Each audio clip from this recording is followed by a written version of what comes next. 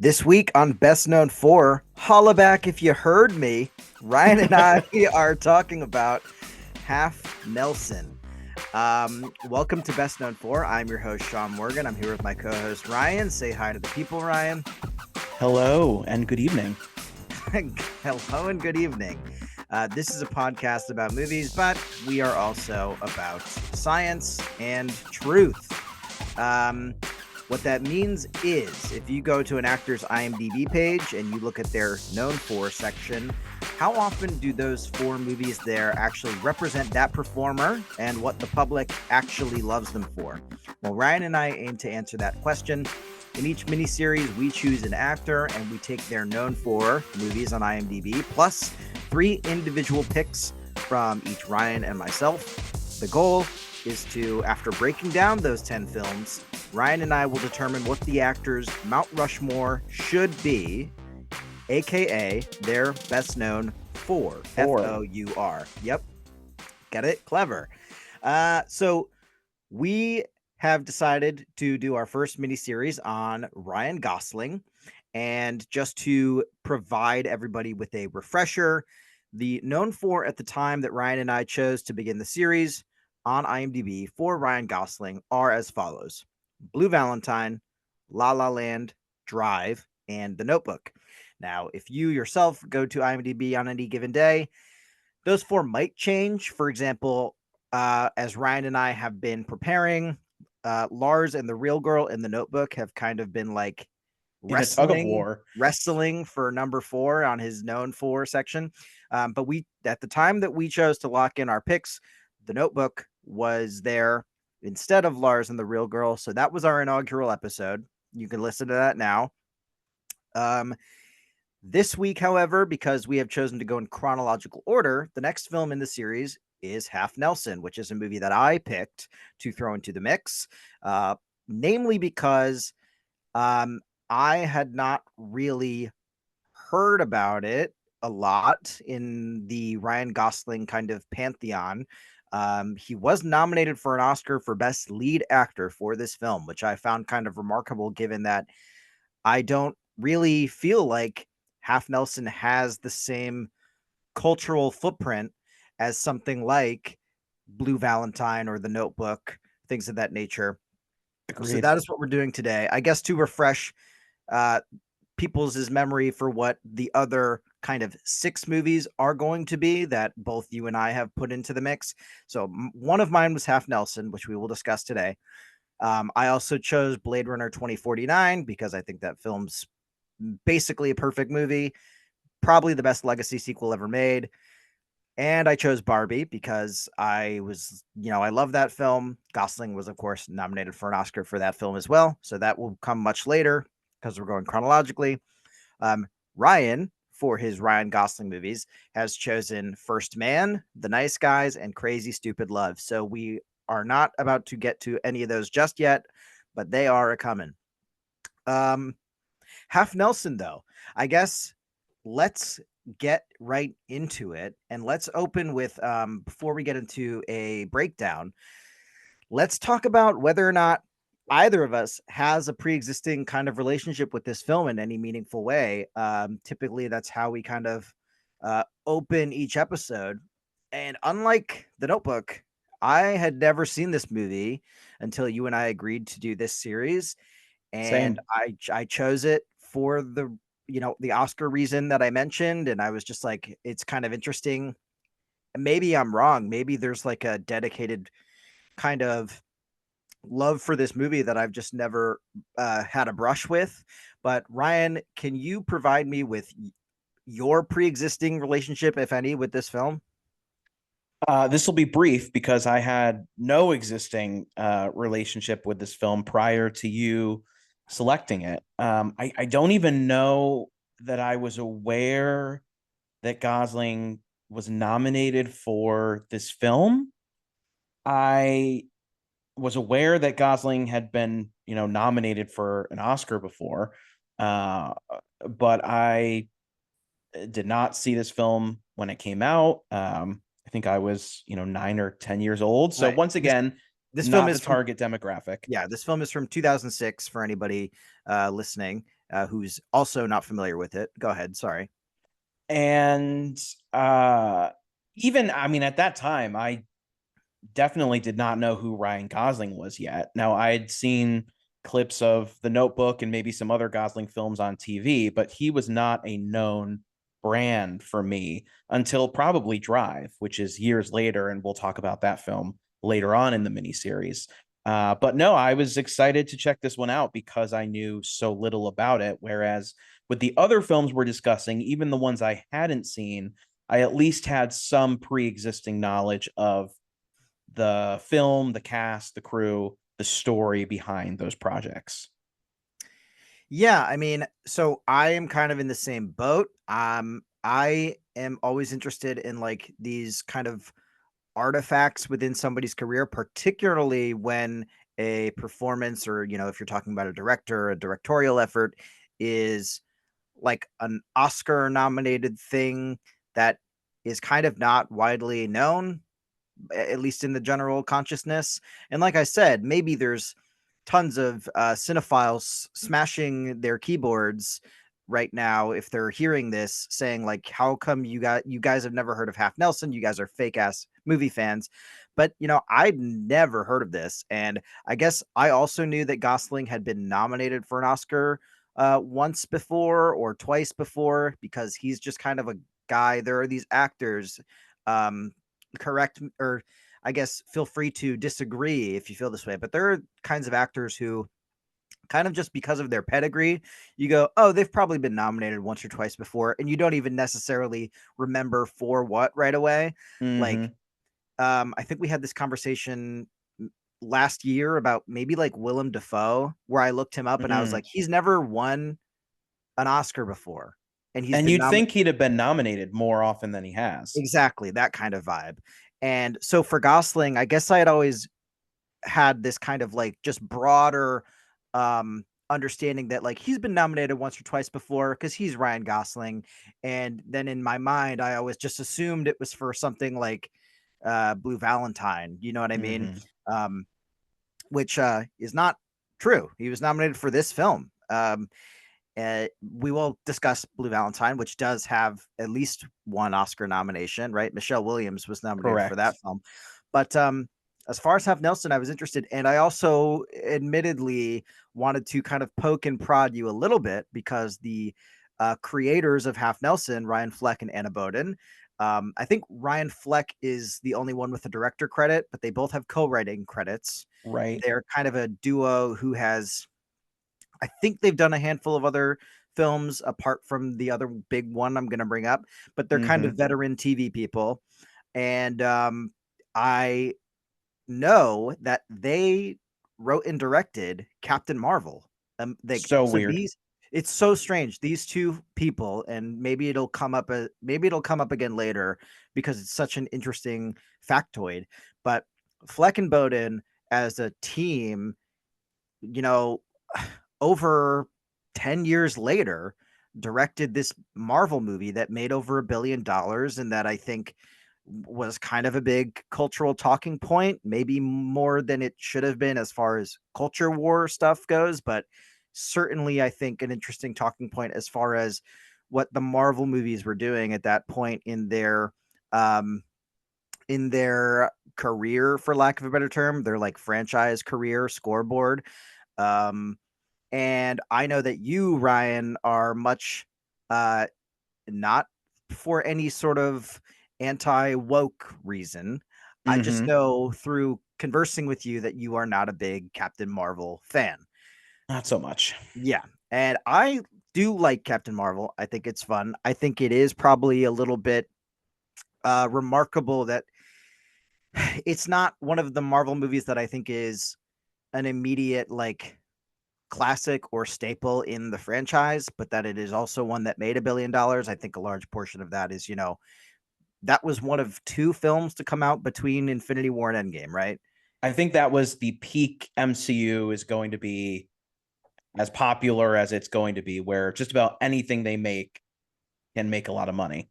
Yeah, but what's interesting to me is that I think, and I would have to go back and kind of crunch the numbers. I could be wrong, but I think Ant-Man 2 and Captain Marvel were the two films that came out between Infinity War and Endgame. And Ant-Man Right. 2 did not make $1 billion, but I No. think the reason Captain Marvel did was that I think enough people bought into this idea that like this new character, if you aren't up on what her deal is, you are going like I think people bought into I don't even think necessarily I don't think Marvel did this on purpose. We will get into Half Nelson, but I just this is an interesting point, I think. I don't think Marvel said explicitly that like if you don't see Captain Marvel, you're going to be lost when Endgame comes around, but they did not dissuade the public from thinking that and convincing themselves. Does that make sense? Well, yeah, and did we know before Captain Marvel even came out that Brie Larson was going to be an Endgame? I feel like I think that had people knew. already been Yeah. confirmed. So there was a Yeah. feeling that you had to see the movie to know who that character was before she shows up in the biggest movie of the MCU. Yeah. And I think that kind of made people talk more about the greater Marvel machine as a whole compared to whether or not the movie was all that good. And the movie has faults, but I think there's stuff to like about it. What is interesting though is that given the size and scope of that film, you go back to the other like big notable movie of this pair of creators and like they couldn't feel more different, right? Mm-hmm. They couldn't feel more different. It's like a textbook example of plucking an independent filmmaker for your franchise thing, but not letting those people or that person do the thing that put them on the map in the first place. Is that fair to say? Yeah, and up until Captain Marvel, which is think what 10 over 10 years after Half Yeah. Nelson. I Yeah. think Half Nelson was their by default biggest film. I Yeah. think they did some movies in between, but I don't know if any of them were nominated for an Oscar as Ryan Gosling was. I don't know if they were quite as acclaimed. So it's weird that between Half Nelson and Captain Marvel, Kevin Feige, I don't know if he thought of these filmmakers or they approached Marvel or there was a connection in Hollywood that linked these groups together. But it is amazing to watch this movie and think that the creators of this story went on to direct this big budget IP comic book $1 billion grosser. Yeah, it's crazy. And there are some I I can see like loose connections. For example, one of the things that I do really like about Captain Marvel, and then we will talk about this movie, Half Nelson. One of the things I do like about Captain Marvel that I feel like is part of those creators is like creative DNA, for lack of a better Mm-hmm. term, is like what they do with the scrolls, for example. Yep. Subverting the expectation of like in the comic books, scrolls are so often just like scary subterfuge bad guys. And Mm-hmm. the Captain Marvel movie takes the approach of it kind of like a kind of a very interesting diversion from that, saying like, oh well, what if they were misunderstood refugees who they do have this shape-shifting power, but they're being maligned um uh without good enough reason. And that kind of, I don't want to say, well, no, I mean that kind of political slant, not in Mm-hmm. like the American electoral way, but political nonetheless. Yeah. That kind of slant, um, I think, was the most interesting part of that movie to me. And speaking of political slants, can we talk about Half Nelson? Because there's a lot to dig in here. Let's do it. All right, let's do it. I'm ready. All right. So Take me hope to you Brooklyn. hope you enjoyed the prologue there. Um, and no feminist needle drops in this movie compared to Captain Marvel, but there are a few good Disappointing. ones. We'll get to it. All right, so we open on this kind of like fake little trumpeting noise that I think I read in the trivia is in fact Gosling himself, alluding to the fact that he will, uh, I think exactly 10 years later, play a jazz musician in La La Land. And then we get this like blare of an alarm clock as we are introduced to Dan Dunn, the main character of the story, in his crummy Brooklyn apartment. Horrid Uh, apartment. it's a pretty shitty apartment, and Ryan and I lived in New York for a few years, and And our apartment was not always clean, but it was no, much better than this. my room got to this level a few That's times. true. You have a bit of the Gosling apartment You kept style. yours nice and tidy, but so Gosling gets up for the day, and it's kind of immediately upon first viewing, I was kind of worried because like opening your movie with an alarm clock, like interior apartment, per character wakes up to their alarm clock. That's like the first thing every first year screenwriting student does when they do their first thing. So the second that happens, I was like, oh, are we in for like a very film school movie, for lack of a better term? And in many ways, not to give too much away of about how I feel about like the literal craft of the film, Mm-hmm. this film does feel very film student, but not in a bad way. Mm, Like just in the pure craft.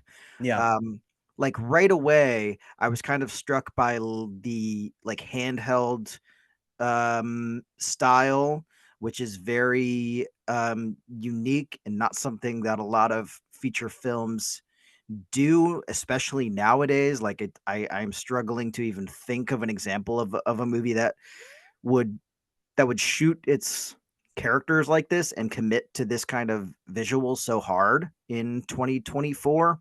They just use Or drone shots now. exactly, yeah. So right away, I was kind of struck by the style, and I was like, "Am I going to take too much time to settle into this before I like meet this movie on its own terms?" But I think because they commit to it so hard, I um I was kind of just like into it pretty quickly thereafter. Um, And then we go to Dunn's place of work. But before we do that, Ryan, do you have any comments about, did you find this opening scene particularly?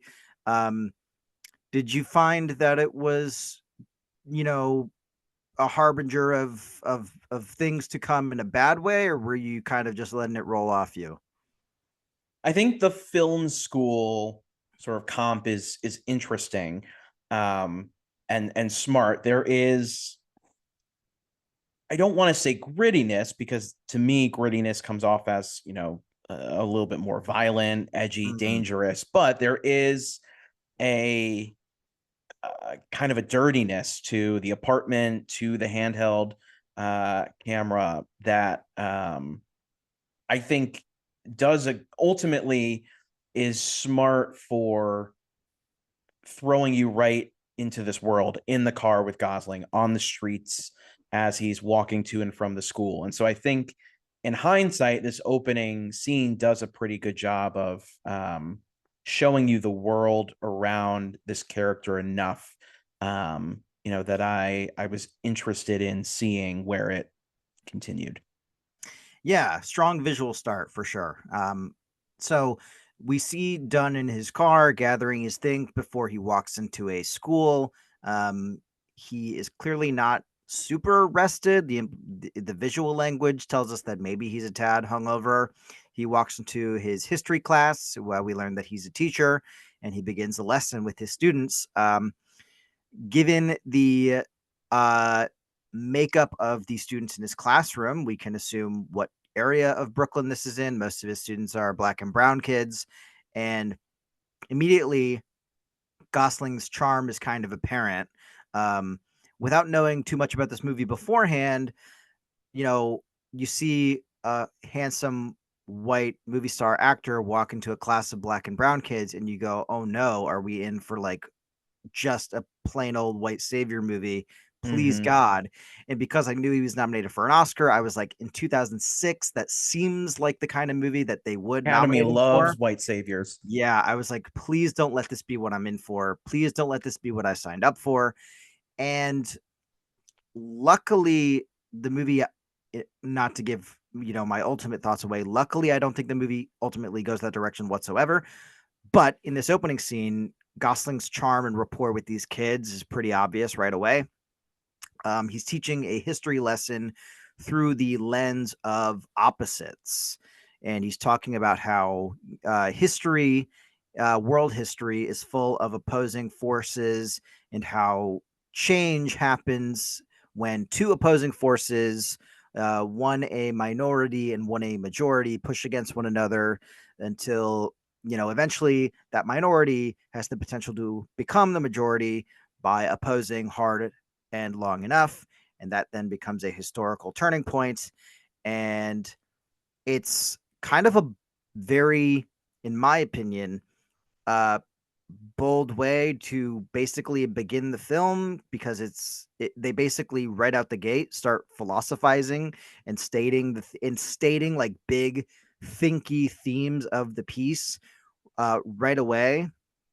Um, and then I'll let you jump in here, Ryan. But I just want to put out there that we also then briefly see Dunn coaching basketball, because that's another Mm-hmm. central part of the story. So we learn that he's a basketball coach as well. And that's Of another little course. sequence of rapport with the kids. And it's also where we are briefly introduced to Dre, who's basically the second lead of the movie, this young woman who in the film is 13, they say. In And many ways, the heart of the movie. yeah, and they have this like playful back and forth because he's trying to get her to like come out of her shell and come join the rest of the team. So I just wanted to get the basketball part out of the way too. Ryan, give me your thoughts on, you jumped in a little bit when I was talking about, what I thought this movie might be based on the Mm-hmm. first, workplace scene. Um, but yeah, let me know what you were thinking at this point. Well, I'm a sucker for what I refer to as teachers are important movies. Mm. Movies about students who are troubled or going through it for whatever reason, bonding with a teacher who either is also going through it or has a connection to the student, something to teach them outside of the classroom. So I was certainly excited to see where this went. I do agree the white savior trope potential for this story did concern me, considering the setting and the idea that Gosling was the only nomination this movie got Right. Yeah, was good point. was definitely a, oh no, is this just going to be a movie about how great this white guy is at teaching everyone around him and making this neighborhood a better place. um but I did like seeing his rapport with the students right away. I think the movie does a good job of showing why he would be well liked by the students. I did think his approach to history was interesting. To be honest, I don't know if I would have liked it as a student. Give me some examples. Give me some dates and names. I don't want to hear all this broad speak about opposites, and I don't know. I wouldn't say I vibed with his approach to teaching history. Yeah, that's fair. I mean, in his defense, he is only on step one of three if you look at the That's chalkboard. right. And That's the movie also does a little bit of, yeah, right there. Mm-hmm. We had some equipment down, equipment down. Um, we also get some interstitials throughout the movie that maybe you and I will talk about as they come up, that I think, I don't want to say they feel like an afterthought, but they feel like a calculated decision at like communicating that yes, in fact, he is a good history teacher. Um, Yes. and we'll get to those when they crop up. Um, The so basketball bit was also funny. yeah, it was funny. And I like seeing me. him, Yeah, trying to shoot over them and show them how to foul. Again, it's, quick moments, but I think it's important to lay that groundwork of showing why he's well liked by the students, and it ultimately explains why I think later on in the movie, we see him, sometimes get away with going against the grain and maybe yeah, not teaching by the book because he's yeah. so well liked. Yeah, I mean, let's continue on here because you made some interesting comps that we are just going to stray further and further away from. Like, you didn't name anything specifically, but teachers being important movies, your Dead Poet Society, your Holdovers. Holdovers, I love the Holdovers. That's probably, Goodwill Hunting. Good Will Hunting. My hot take is that I probably like The Holdovers the best out of all of those, I love that movie. but this ain't those, No, and no, no, that will no, become no. apparent very soon. So we go to see Dunn back in his apartment, and he checks his voice messages. One is from a credit union. He skips right over it, so Not important. not important. He owes, Um, thousands of dollars probably. It's fine. Yeah, yeah, it's fine. Don't worry about it. And the second message is from a woman named Rachel, and this message seems to allude to a history that she and Dunn have shared together, some sort of old flame, perhaps. He lingers on the message from her a while. I think he even plays it a second time. And it's kept Um, very vague. So yes, there's a lot of illusions, but nothing about their past is made clear just yet. yes, and we will meet Rachel later on. Um, and we see Dunn then clean his table in his living room, his, I guess, glass coffee table, and then grab a Coke straw or, a drinking straw that is, clearly cut for the reason of doing cocaine. So Gotta clean before you do the coke. now we know, okay, he's not just like disheveled. He's, at this point, maybe just recreationally doing a little bit of drugs. That's, Maybe. you know, um, so we see Dunn go out to a bar. He gets wild and crazy and flirty with some of the female patrons. They do some drugs together. He kisses both of the Both women of in them. this pair of friends, which I was like, damn, dude. I'm, I mean, I have a girlfriend who I flirt with her only now, but I'm like, Tread back in carefully. back in the day, if I was going out, I couldn't dream of having the confidence to flirt with a pair of friends and go in to kiss them both in the same evening. And he Well, just good, does because it, it didn't man. work out that well for him.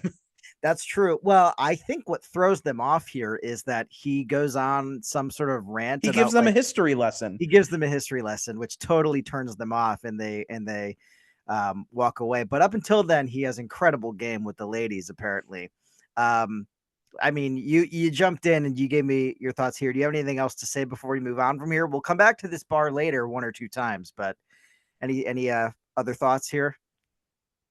No, I mean, in a dark way, it is funny, and again, it sort of it's very easy to jump to conclusions as to the movie we're about to see. Like, oh, okay, it's going to be another, movie about addiction and a guy whose, life is going to go off the rails, and um, the idea that this beloved teacher by day can be, a hardcore druggie by night. Mhm. Not things that are particularly new or original ideas, but it is a funny montage of him kind of going out and about. And Gosling as an actor is just always charismatic and pulls you in. So, I'm willing to give him the benefit of the doubt at this point in the movie, and see what he does with this character. Okay, okay, fair enough. I was gonna say, like, your assessment of is this going to be a movie about an addict whose life goes off the rails? That is where we're headed. I don't know if you watched the Yeah, same movie as me, but all right. Well, maybe we'll save your final thoughts on whether or not that ultimately works for later. hmm Um, I agree with you that that particular subject matter um, is not always done in the most authentic or compelling way. And when it's not, it kind of irks me. But we'll get to whether or not we think that's the case here. Um, Dunn goes to meet his dealer. I believe this character's name is Javi. Um, seems nice. he's interestingly only in this one scene. This location, Surprising. this location will come back later, but hmm for as much play as another drug dealer gets later in the film, who we will talk about, it's an interesting choice to have Dunn's first interaction, his like personal hookup. They seem to have this pre-existing relationship already. Drug hookup. They're not sexual partners that we know of, No, but just friends. just friends. Gosling and Javi. Javi only pops up really. He's in another scene later, but this is the only scene where he has dialogue where Dunn buys drugs for the first time, where we see him buy drugs for the first time. Um, And I think it's also interesting that basically right after this, we get the first interstitial that I kind of mentioned earlier. These interstitials that appear throughout the movie of an individual student of Dunn's talking about a specific historical turning point, right? And this, Hmm. in my opinion, is to demonstrate that like Dunn's lessons are actually bearing fruit and making these kids interested in history, or at least able to articulate important events in a kind of poised way. Um, this first interstitial is about Brown versus the Board of Education. I think these interstitials are pretty interesting. We can talk about all of them now if you want, but I figured we'd talk about each one as they come up, if that's Sure. preferable to you. Um, but that is, I think, their function in the movie. There are Um, 3 or 4 of them, right? there's a few. I noted every single one, so by the end we'll have hit every single one. Um, but I think it's an interesting and I think ultimately, in my opinion, effective narrative device. Um, Otherwise, I think no matter how charming Gosling is, you as an audience member might sit there and go like, "Why is this drugged up white dude getting high and drunk and not actually teaching the fucking civil rights lesson?" You know what I mean? Right. Um, do you have any opening salvo on these interstitials? We'll hit each one individually, I think, but this introduction to them as a narrative device, where you like, oh, this is kind of interesting, or were you like, this is too self-satisfied for its own good? I could probably see people thinking either way, but I liked it. Yeah, I don't know that it is necessary. I think for me personally, like I see enough of his interactions with the students and the way that they respond to him and the way that they respond to events that occur towards the end of the movie Mhm. involving his role at the school that I don't know that I needed these to kind of show, oh, his lessons are working and they are having an impact on the students. But Mhm. I do like and agree with what you're saying, that it is kind of a cool, quick little way um, to show these students actually, and a lot of the lessons too, I do think grapple with um, cases or turning points in history that relate to this idea of opposites that he's talking about in the class, turning points, change. So it does potentially work as a nice kind of mirror of these broader philosophical conversations he's having with them in other scenes. Yeah, and I'm gonna push back against you a little bit in that, like, not to give too much away of what happens later in the film, but like there, I think without these, I would be kind of left wondering if these kids are fucking learning any history. Like, yeah, it's obvious that they like him, but you can like a teacher who's a horrible teacher. Do you know what I mean? Hmm. Like, you vibe with them as an individual, but you don't learn anything, if that makes sense. Right. I had teachers like that where I'm like, I learned everything from every teacher. this person rocks, but I'm not learning anything. And Would you like to name them? I would not. No. And to be fair, some of them were probably on me. Some of them I was probably just like not interested in the subject material. But so then we cut back to Dunn, and he's putting some drops in his eyes. He clearly had a crazy night, and he's doing some coachly duties at a basketball game where Rachel, the woman from the voice message, actually shows up. And they briefly speak after the game where we learn a little bit more about their backstory. It seems as though they were once upon a time a couple, and I love that she attempts to kind of open the door to reconnect, even just for coffee, not even explicitly romantically. And I love this moment that happens here where basically, as soon as she opens her mouth, before she can even like really finish the first word, he says, I can't. The implication being that like any sort of reunion would be too painful or too sensitive for him. He's so ready for that proposition that, and he shuts it down right away. It's a tough And moment. it is a tough moment, and it's a great bit of acting from both parties. Yes. And we will return to Rachel once or twice again and learn even more. So I don't want to give that away I, necessarily. I And we do also wonder how she found out about this basketball game. that is true. Because they didn't talk, He right? does. That's true. He does ask her how she got there, and she goes, "I heard this was the place for some basketball." Which, like, in a vacuum, creepy lady going to like an Yes. elementary school, middle school Middle school. basketball game. I think the implication much later is that Rachel has kept in contact with Dunn's parents, maybe Good call. because we will meet Dunn's parents. But even then, I think the implication is that they just run into each other every once in a while, Dunn's Right. parents and her. So you're She right. clearly wants to see him, like, She would like to see him. badly. We will learn a little bit more about why later.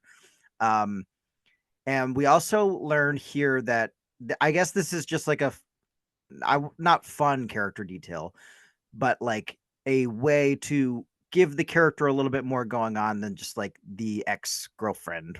Um, we also learn here that Rachel's mom is sick or was sick. It's a Mm-hmm. detail that doesn't really super matter to anything else in the film. It doesn't really come up that much again, but I guess it's there as an effort to like give that actress a little bit more something to play behind the eyes, right? Mm-hmm. Um, and then, or maybe there's a whole, release the mom cut of Half Nelson where she's got scenes and it's She's a like, pivotal character. yeah, Meryl Streep. it's like Gene Smart or something. Yeah, I don't know. But anyway, so basically right after this, Dunn goes into the locker room of the school and sparks up a crack pipe. This is like very early on in the film. So like, I mean, let's just get it out of the way right away. I know it's after hours technically, but Couldn't wait to do this at home. it's fucking insane, dude. He's doing hardcore drugs at his place of work. Not even in the men's locker room. It's in the women's locker room. Yeah, that's also a good point. And like, yeah, like, I mean, even like, let alone doing drugs at your place of work after hours, especially if you're a fucking school teacher. That's Right. bonkers, dude. But that's also obviously like the point, right? This is the Yeah. first time we are explicitly learning that this is not just like a dude who loves to party. Like, this is a serious addiction that has a hold over him. Yeah. And this is also where the two main characters kind of cross over in a meaningful way. Dre, the student that we mentioned earlier, played by Sharika Epps, Yep. she runs into him in the locker room and notices the crack pipe in his hands. Um, it's, it's kind of like, really love this moment as hard as it is to watch. Like, Hard to watch. there's like this look of horror on Gosling's face when he's discovered by his own student doing this. And Dre notices the drugs, like I said earlier. But she kind of just calmly, she's clearly like thrown by it, but she calmly like asks him if he's okay. The implication is that, maybe maybe I'm reading into this, but the implication from this actress's face, who I think is really good in this movie, is that Yeah. she's kind of familiar with people who use substances like this. She kind Yes. of knows how to act in the situation. She is there for him, doesn't seem to really judge him too harshly. Um, and I mean, this is kind of a big scene in the movie. I think it's handled really well. Um, I want you to tell me what your reaction was to it, because it was kind of surprising to me. I didn't think they'd go this intense this soon in the piece. And then also, I think maybe we can use this as an opportunity to talk about. I mean, as the film goes on, we'll talk more about Sharika Epps. Mm-hmm. But I noted here that I'm kind of surprised she hasn't done a whole lot since this. Like, this actress kind of immediately makes a meaningful splash, makes a meaningful impression. And I Googled her, and on her IMDb, Very little after very this. little after this. And like, the only thing that I recognize that I would have seen her in is she has an uncredited appearance in Alien versus Predator Requiem. And I'm Good like, movie. okay, I have fun with that movie. But so give me the thought on this kind of landmark scene within the film, and then, you know, we can talk about Sharika Epps now. If you've seen her in anything else, I think you said that you haven't, which I think is understandable. I think she's clearly talented, and I guess done dirty if she was looking to act, or maybe she was looking to maybe not. Some child actors choose to do that. I don't know. Go ahead. Go ahead. Yeah, Epps, I think is great overall in the film. We'll talk more about the character's arc as we go through the plot of the movie, but a lot of her character is ultimately internal and subtle. Mm-hmm. There's a lot of small gestures and a lot of, you know, she's clearly putting a barrier between herself and the people around her. And that can be tough to play, especially for a young actress who I don't believe had a ton of credits prior to Half Nelson, if any. Mm-hmm. And I think she plays it pretty perfectly. I'm not surprised that she didn't get an Academy Award nomination because it's a more subtle, maybe less showy character. I'd Uh, also have to see what else that year was nominated. It could be. right. I'm not super Could have been a familiar with competitive year. the 2006 Academy Awards. I don't have an encyclopedic knowledge. It's possible that just the competition was crazy. Although I don't think you're wrong that they probably just overlooked her. Um. Yeah. Anyway, sorry. But Continue. she's great. I too was surprised to find out that she didn't go on to do more. Um, I hope that if she wanted to, that those opportunities were there, but I can't say.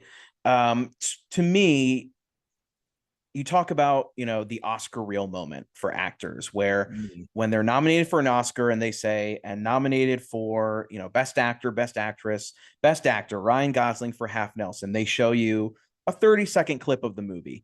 There Right. are probably a few sequences that you could argue should have been the Oscar reel moment for Gosling in Mhm. this. I think this scene is one of them because you said it. I mean, the look of horror, embarrassment, shock, confusion. I mean, he's going through so many emotions in very few words.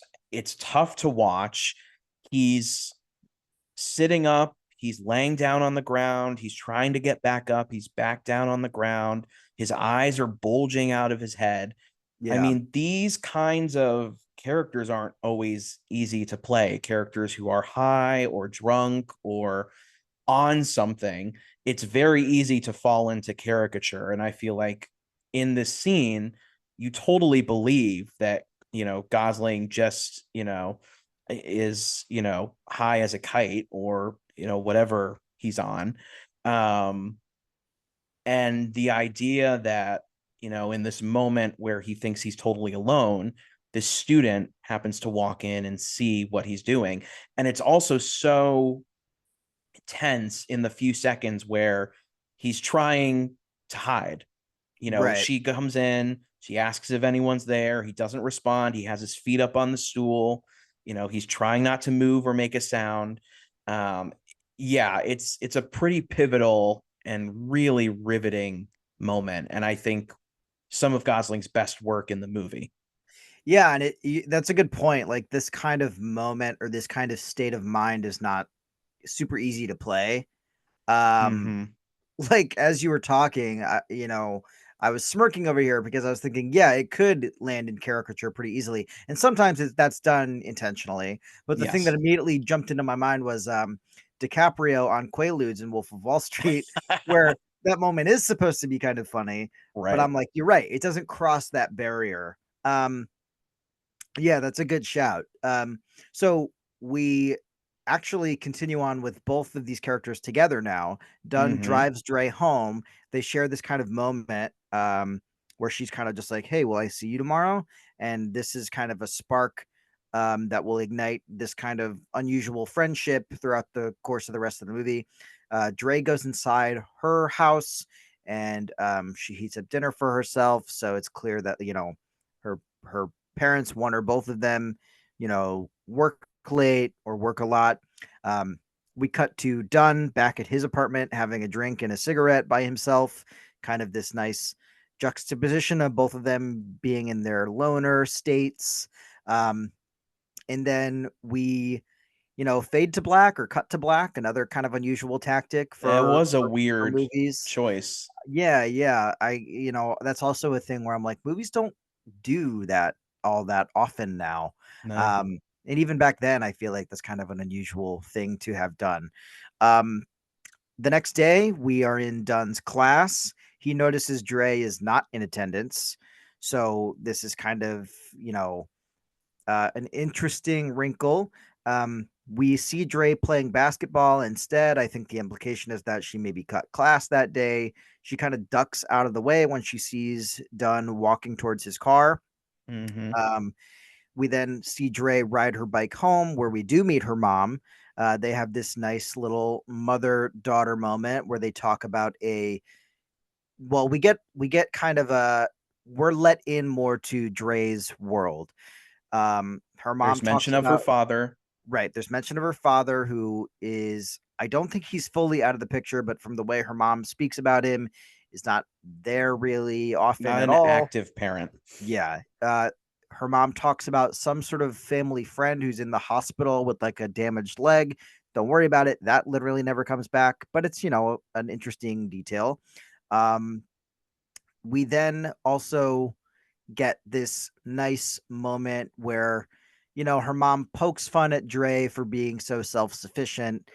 And Dre is also talking about, I think, a history lesson regarding like fasting as a form of protest, which is a little indicator here that, oh, she is actually like engaged in class, and Dunn's lessons are doing something, despite his faults, he's, connecting with at least this one student. Yes. Um, and I liked this scene. I liked Dre's mom. Um, I I was kind of interested in the fact that this movie, unbeknownst to me, upon first viewing, this movie becomes like a full-on like two-hander. You know what I mean? Mm-hmm. We are completely separated from Dunn entirely for this little moment, and this is all about Dre. You know, they don't forget Yeah. about Dre, as you Uh, know. how could we? um, Um, yeah, I like the dynamic between mother and daughter. We also get a brief mention, I think, of the brother at this point, right? oh, Mike, Who the we brother. who Yeah. we do learn more about. Um, but again, I mean, you talked about this earlier, and I don't want to spoil my thoughts on the movie too much, but I do think that the parts I liked most of this movie are the parts that subverted expectations. And again, I think it would have been, very easy to show this character in a broken household. And there are some, there is some brokenness to it, right? Dad is around but not present. Mom is constantly working. Brother is in jail, but I liked seeing that there is love between these two characters, and Mhm. that even though Dre's mom isn't around all that often, it's because she's paying the bills, she's working, rather than a case of abuse or neglect. Yeah, and it's interesting too that like right before this, it it's like Dre is.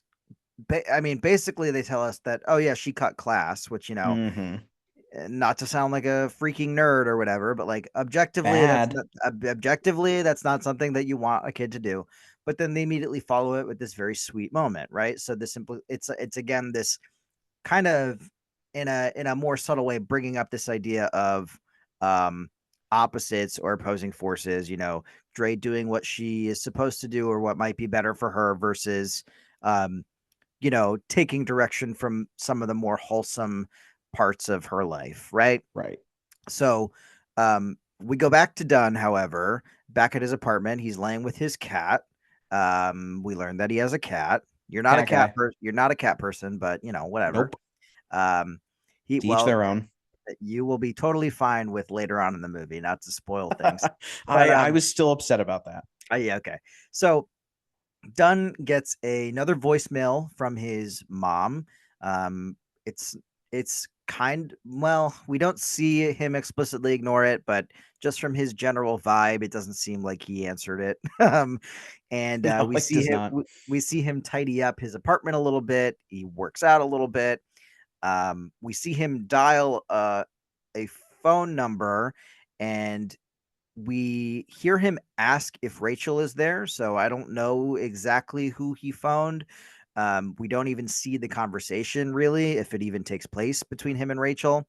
Um, but so it's an interesting kind of addition here. Um, and we will, I guess, it's not like a big twist or anything, but we will learn what Rachel's whole status in life is later. So I guess it's just a little moment to check in with him, you know, as his life is steadily going along this track. Hmm. Do you have any big thoughts about this little piece of Dunn's life before we get into his next day of teaching lessons?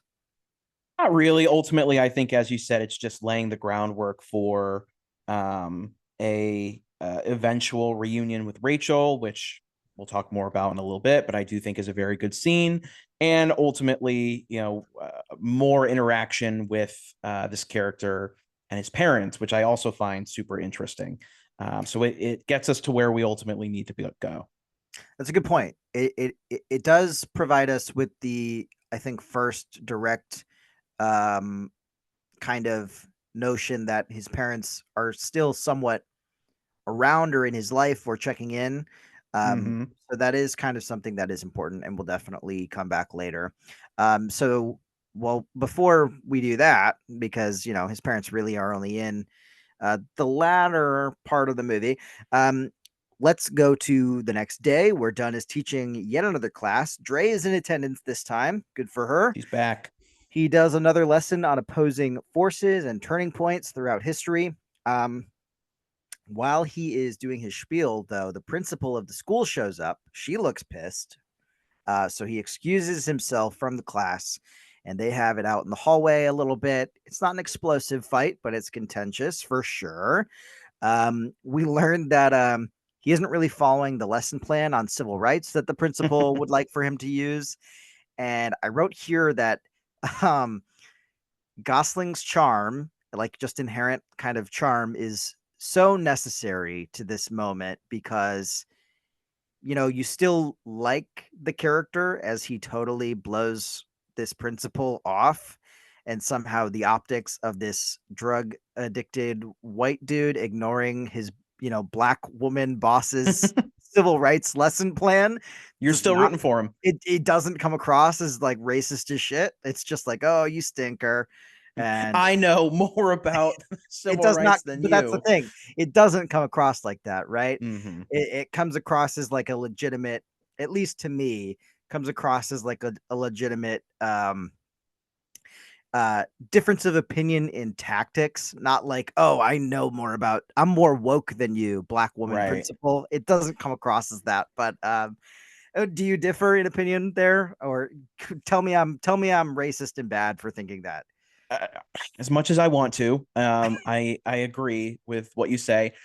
I feel like we see this character a lot, the principal or the dean, who wants everything to be by the book and is, thinking about the curriculum and, standards and policies. And you have the eccentric teacher who, thinks that there's a better way to reach the students. Um, it's an effective scene. I think it avoids a lot of those tropes and cliches by, cutting right to the chase. And I like the aggressiveness of the Gosling character in this moment. I mean, you're right. He plays it so that it comes off as aggressive without being so much so that you don't buy it. Yeah, He has that charisma to him. And I think this, is something we'll talk about throughout this conversation. But what I ultimately did like about this movie is that, the movie doesn't necessarily always try and justify the behavior of Gosling's his actions. character. There are Yeah. times where he is wrong. There are times where, later in the movie he says, and I'm still the asshole. And there are times in this movie where they allow you to see him be the asshole, clearly. Yeah. Yeah. And one in particular really jumped to mind, and we'll get to that when we get to it. But Yep. that is a good point. That is true. So we briefly cut to this is kind of interesting, and it's the only real time that we do this. We cut to all of the kids together just hanging out, Mm-hmm. without any adult presence, and they talk about, they're gossiping about what teachers at the school they think are married or have partners or whatever. And Dre, big, big foul, Dre. You know you're gonna get teased for this. Dre asks the group if they think Dunn is married, and of course they jump on her and start teasing her about it. You dummy. You didn't think they'd do that. But this Kids. is this is interesting to me because this is the beginning of a and please tell me if you disagree and I'm just like being a tinfoil hat psycho, because it's not super overt, but this is a hint of like this connection that Dre and Gosling have formed. Is there a romantic tinge to it for Dre? Does she have kind of a crush on on her teacher a little bit? You know what I mean? The fact that she's asking, "Do you think he's married?" Like, I don't know. It does it Interesting. it does it come across to you as like, oh, she just wants to know more about this guy who she's seen in this very interesting new light? Yeah. I don't know. For me, I'm like, is this supposed to be a hint that maybe she has some sort of slight tinge of like budding crush? I'm glad this film doesn't really harp on that. If that is a layer that exists, Right. it doesn't really come to the forefront in any way. No. But because I watched this movie twice in preparation for the podcast, and on the second go around, it occurred to me that like, uh, is that an angle that they're trying to tease in any sort of way? Do you think so? I don't. It's an interesting point. I interpreted it as he is on her mind, and I do think she is interested in learning more about him and invested in him. I thought of it, and the film, I don't know that the film really does anything later on to sort of validate this sort of take, but I guess my sort of perspective was that, she's wondering, if More of a father figure kind of vibe. yeah, maybe like a mentor, protector, or the idea that if he's doing what he's doing when he's not, at Mhm. school teaching them, like, does he have anyone in his life to kind of be there for him, to take care of Right. him? This kind of concern that maybe, next time he, is doing drugs in the school, someone won't be there to give him water, to check in on him. That's an interesting angle too. And I don't really know that I can reliably say either of us is correct. Not that the movie like fails to like address this burning question, but that it like, I think, purposefully lets both of its leads in many ways be reserved and not articulate in exact verbiage their thoughts and feelings and hopes and prayers, et cetera, et cetera. But that's a good angle too. Um, that I guess did not occur to me in this moment. Like, if he continues to do what he does, not only is there going to be someone to pick him up next time, but like, is the fallout from the hypothetical eventuality where it becomes worse and worse, which it will, Yeah, is that going to affect more than just him? You know what I mean? right. Which I think is implied to have happened to Dre or to loved ones of Dre. You know what I mean? Mm-hmm. So that's a good point. Yeah, I just wanted to bring it up as like a potential wrinkle. You are right that there's a lot of, I think, moments like that where the intent is not, you know, just spoon fed to the audience. And I think there is room for interpretation and questions. And ultimately, I think that does make the movie more interesting. Yeah. So after this, a scene with all of the students together, we see a scene with all of the teachers together, or a handful of the teachers together. Teacher Uh, time. Teacher time. We go to the teachers' lounge and we meet the always delightful Dennis O'Hare. Love him. He's like dryly reading some sort of morbid newspaper, and No one's listening.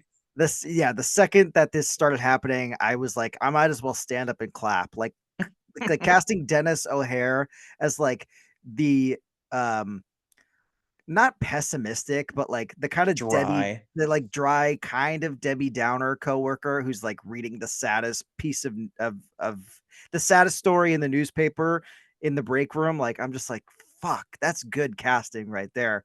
Perfect. Um, so we meet him, and then we meet Isabel. Dunn is having lunch with Isabel, who is another teacher in the school.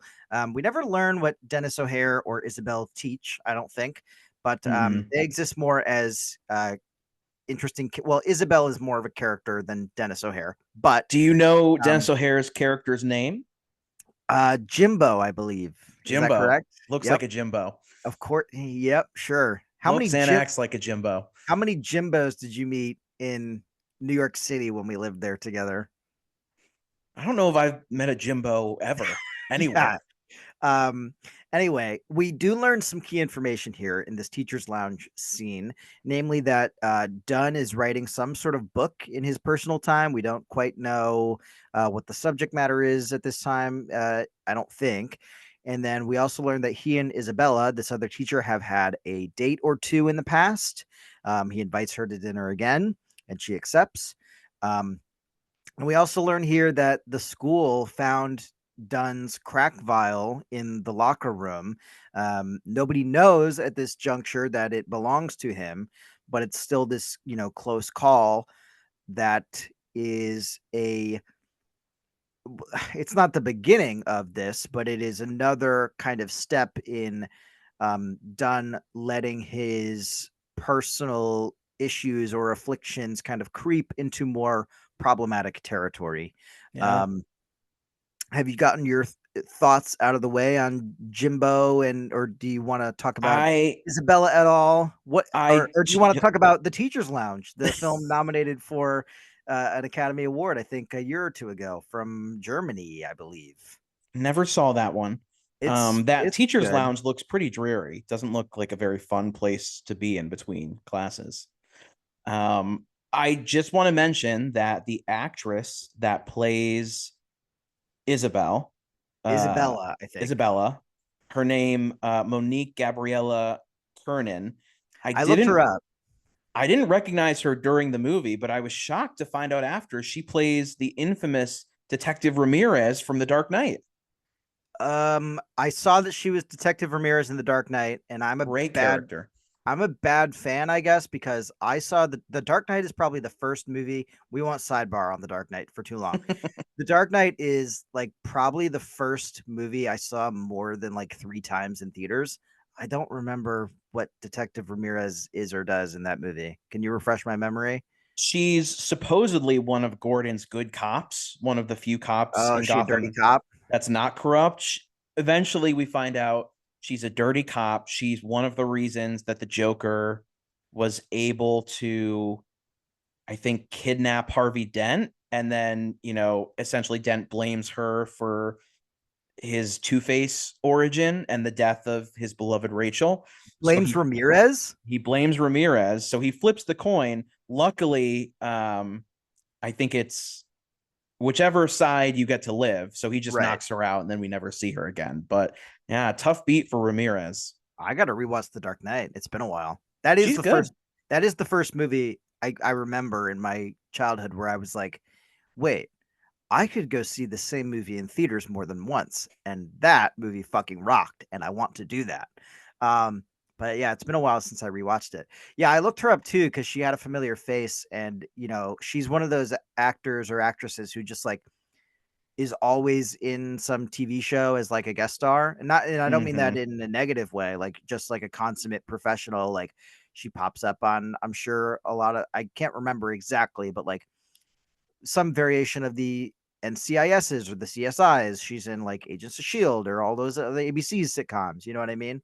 She Um, also had a bit part in your favorite Fast and Furious film, oh yes, it's not my favorite. You're Fast talking and about Furious. the fourth one. Correct. Them, I do not like that one or remember it, but I looked her up too, and I remember, isn't she credited as just like cop or like, FBI agent or yeah, something. yeah, yeah. They're all the No, same. Close you enough. baited me. I thought you were talking about Fast Five, my favorite. You can't have a favorite and then not like another one. We'll talk about the Fast franchise at some point. Five is Sidebar. five is superior to all of the others. This is a common opinion. You're Wrong. dumb for trying to argue against that. Fast Five is widely regarded as the best. You are dumb and wrong and bad. Anyway, Moving on. um, moving on. You are dumb and wrong and bad. Moving on. We cut to Case closed. Dre. Case closed. We cut to Dre on her bike. She's riding home. She runs into Frank, played by Anthony Mackie, the Falcon himself, or rather Captain America himself. Now, Mm-hmm. um, Get it right. he is implied to be. I'm excited for that movie. I've always liked Sam Wilson. You Um, have to do better, Senator. do better, Senator. um, Do that better, Dre. that show was Not very, good. very good until it wasn't. I like it on the whole, but I have some problems with the rushed nature of the finale. Anyway, Frank is implied to be some sort of associate of her family, and especially a former associate of her brother. We learn he is definitely associated with her brother, Mike. We learn that Mike is in prison and Mackie is offering to help from the outside. Um, Frank invites Dre inside, where we do see Javi. I think he's like playing video games on the couch, the drug dealer from earlier. I don't think he has lines, but this is him. And we see another woman who's part of the operation whose name escapes me. I'm sorry to that actress. Um, and Frank, excuse me, Frank invites Dre inside under the guise of just like offering her a beverage or, candy or whatever. And it becomes apparent pretty quickly that he and his associates are doing some potentially illicit things just out of frame. Um, so Dre begins to leave, no beverage in hand, not thirsty anymore, I guess. Frank stops her and, he lets her go, but he hands her a wad of cash before Mm-hmm. she does. And then we see Dre back at her mom's place, and her mom is upset because she has learned through some means that Dre has met with Frank. I think the wad of cash gave her away. And That would do it. um, her mom is, clearly upset, but um, still accepts the money and puts it into her purse because it's clear that she needs to take all the help that she can get. Um, give me your take on the introduction to Frank as a character. Frank is one of the more interesting things in the movie for me as the movie goes along. I like Anthony Mackie quite a bit in a lot of things. I think he has a couple of different speeds, and depending on the project, he's either great or just okay. And that's no that's no slight against him as a performer. I think it just Right. depends on the material. But what do you think about Frank?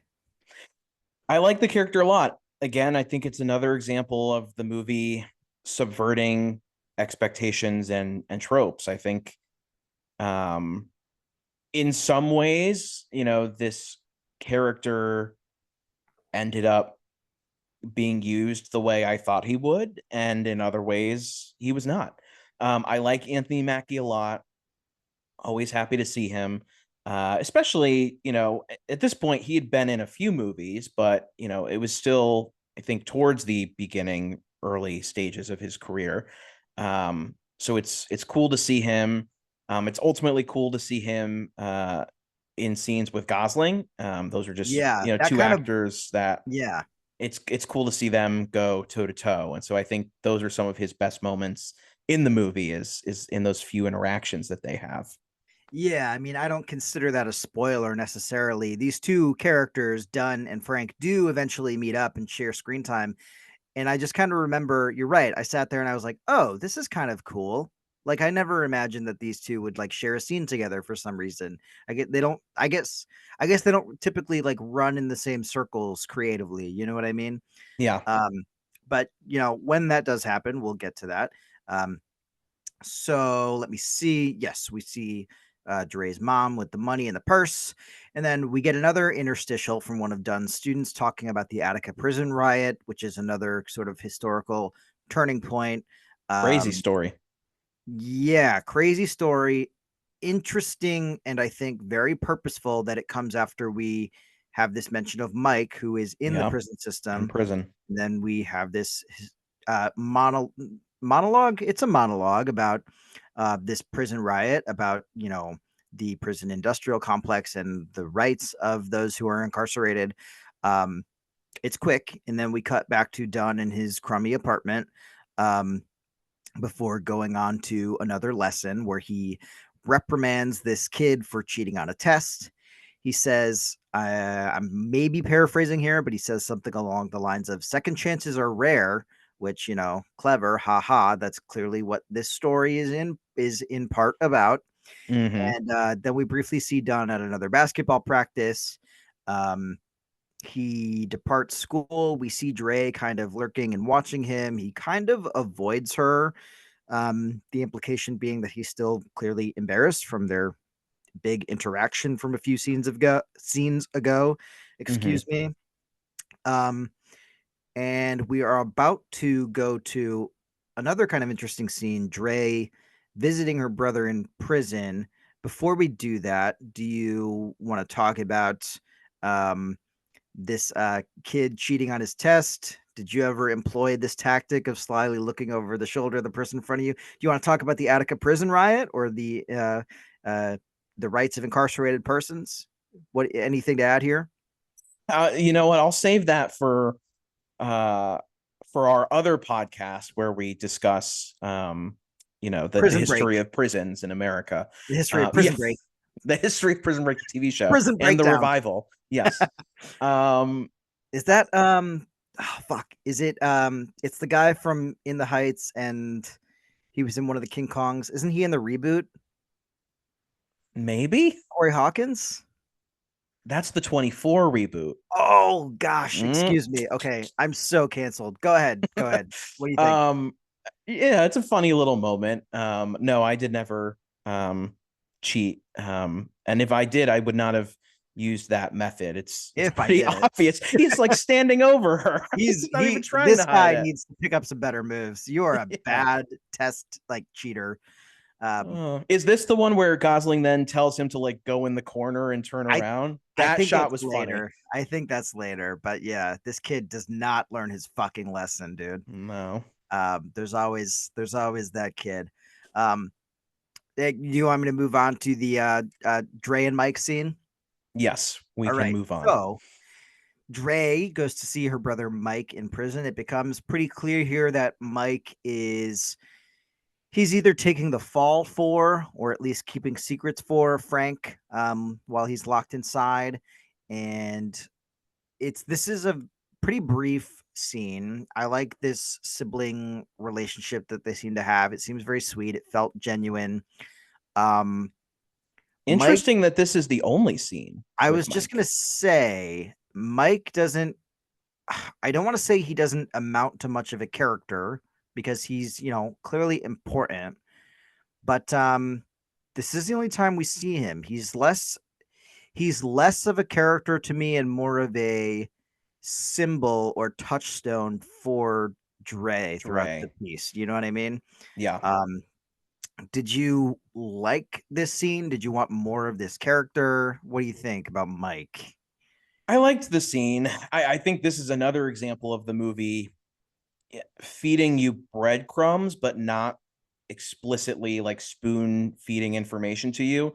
So, the character says something along the lines of, he asks if Frank is, taking care of her. I think she says he is. And he says, good, he should be. So You can He tell. owes us, I think, Yeah, is the yeah. exactly.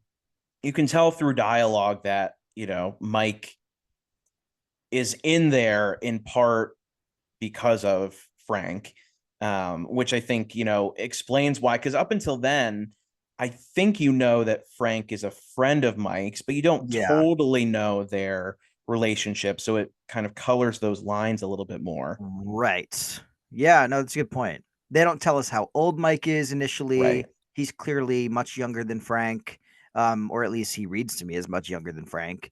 But I think yeah, it's a pivotal scene because ultimately, again, we'll talk about this more later. I don't want to, give away too much right now, but ultimately, what Frank wants from Dre and from that relationship clearly becomes similar to what he was doing with Mike, I think. um, yeah. It's not What explicitly Frank said. wants from Dre, you mean? Is that what you Yes, said? yeah. Like Okay. what Frank eventually gets Yes. Dre to do Yeah. for him, I imagine it's very similar to what he eventually Yeah. had Mike do for him through similar means of Yeah. bonding and kind of a big brother role that ultimately became more transactional. Yeah. Sorry, I wasn't sure if I misheard you. I just wanted to clarify. No, good clarification. But so we cut to Dunn again quickly in his apartment. He's watching a rerun of Charles in Charge of Our Days. And you Never don't know seen it. Charles in Charge? Ugh. Well, Scott Baio's a fucking piece of shit, apparently. But What? I like him. he's Oh like a no, did he do massive. something bad? He's like a crazy MAGA weirdo. I don't know if there's Oh. like literal allegations against him, but Oh, um, Scott. I was thinking of Bakula. Yeah, I'm not a big Bayo guy.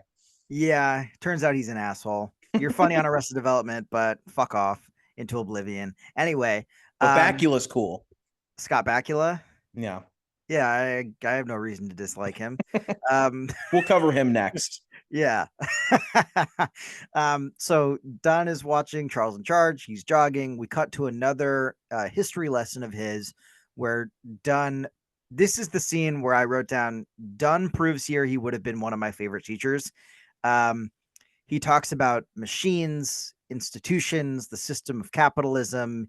He talks about privatized prisons being part of this like oppressive apparatus. He talks about whiteness being part of it. He talks about the education system in its current form being part of it. He articulates that, everyone, by virtue of like existing in a capitalist structure or being born into one, you are born part of the machine, but that doesn't mean that you can't then push against its flaws or injustices. I found it, I mean, particularly interesting just because I wholeheartedly agree. I'm kind of Mm-hmm. like a raging, um, socialist, as some people in our You're a friend group have socialist? called me. I'll tell that story someday. I had a there was a there was a girl I was seeing in high school who, when she learned that my views leaned socialist, she said it to me as if it were like a slur. Like she said it to me as if I was like a vampire. She was like, "You're a socialist?" And I was like, Say it out loud. "Yeah." I was like, "I know what you are. Hold on tight, Spider Monkey." I know what you did.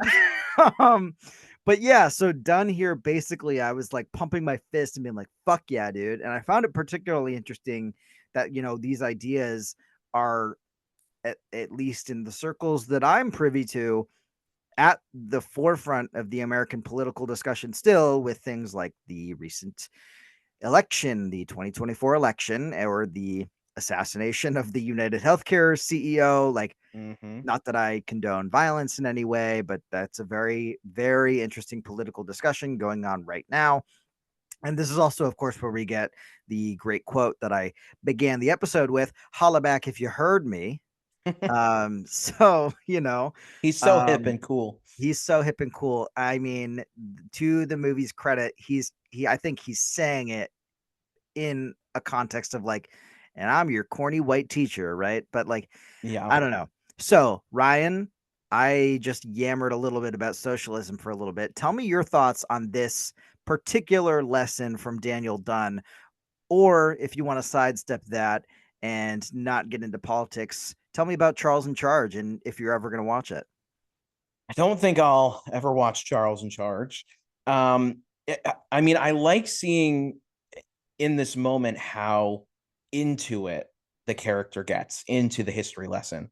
Because we don't learn a ton about his life prior to the beginning of this movie. We have Mhm. some information ultimately about his relationship with Rachel. We get a little insight into his family life, but I did wonder at a certain point what it was that, like, why this character ultimately went down the path of becoming a history teacher. And so I think in Mhm. this moment you do get an idea of like the genuine passion and interest that he has in these topics, to the point where it does, turn into like rambling at one point. Like, if this character is still alive today, he's definitely got a podcast going about, socialism in America. So it's a nice little character moment. Yeah, I mean, I think it's great. I think it's also a good um I think other than the interstitials of just the students, this is a great moment of like showing him in active discussion with his students about a political or historical rather idea, right? Mm-hmm. So you alluded earlier to the fact that like you wanted moments where, he that demonstrated these students actually learning Mm-hmm. something, right? And I think here is a great moment of like they're actively participating and discussing things. And he's also a good, in my opinion, he's a good teacher. Like that first kid gives a stupid ass answer where he's like, "What is the machine?" And this kid says, "Robots." And he's like, Not wrong. he's like, it could be robots. And I mean, with uh, the rise of AI, that kid is actually onto something. But He was ahead of his time. he was way ahead of his time. Um, but yeah, I love this scene. This is like one of my favorites of the movie, and I fully admit that it's a little bit because Dunn is preaching to the choir here. I'm like, hell yeah, dude. Your guy. He's my guy. He definitely voted for Bernie. So Dre runs into Frank again soon after this, and Frank takes her out for burgers. This is another great scene. To me, this is kind of the Frank scene. Um, basically, uh, well, the actual events of the scene are pretty light. However, I think Mackie does a great job at playing like predatory here, Mm-hmm. not in like a sexual way, but in like a um, you know, in like a just a general abuse of trust. Do you know what I Yeah. mean? Like Dre is clearly hungry for some sort of adult support in her life, some sort of adult presence, um, which I think is, part of why she's drawn to Dunn, because she likes his class, she likes his teachings. Her dad is not around, her mom is busy, and she mentions her basketball game and the fact that her parents won't be able to come and support her, and Frank immediately agrees to come up to the school and show his support for her, which clearly means something to Dre. Yeah. And Frank in this scene balances, these humorous anecdotes about her brother with very light, um, kind of non-committal suggestions that, Dre, have you ever thought about working, uh, doing some sort of job? And it's such a well acted scene, I think, on the part of Mackie, because the second that Dre, and it's well written too. I mean, the Yeah. second that Dre seems even a little bit uncomfortable with that, because she's also kind of on the back foot, the second that Dre even shows a little bit of discomfort, Frank diffuses the situation, orders a couple milkshakes. Like, he's very good, this character, at just like testing the waters, being sly about, finding his in with this potential, for lack of a better term, employee, right? Yeah. Um, and it's clear that he's just like trying to size her up, that assess how malleable she is, and whether or not he can use her to his benefit. And I mean, it's I I think I used the word diabolical. It is diabolical. It's Yeah. very calculated. Um, what do you think about this? I mean, am I just like glazing too much? I think this is a really fantastic little scene. It's a great scene. I like it too because it gives you a little bit of insight into Frank's past. He mentions that I think one summer he worked there, that he was flipping burgers, and you get the idea that, he's not interested in that kind of career, the idea of, working 9 to 5, and making money through legal means. So it kind of shows you how he got onto the path that he's on now. And I think it adds to that sense of agenda and, diabolical energy.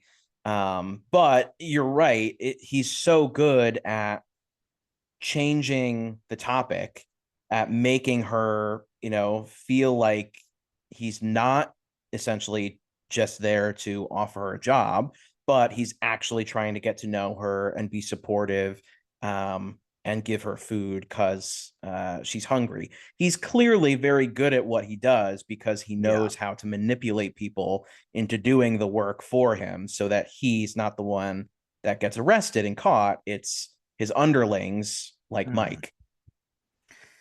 Like Mike. Like Mike. Yeah.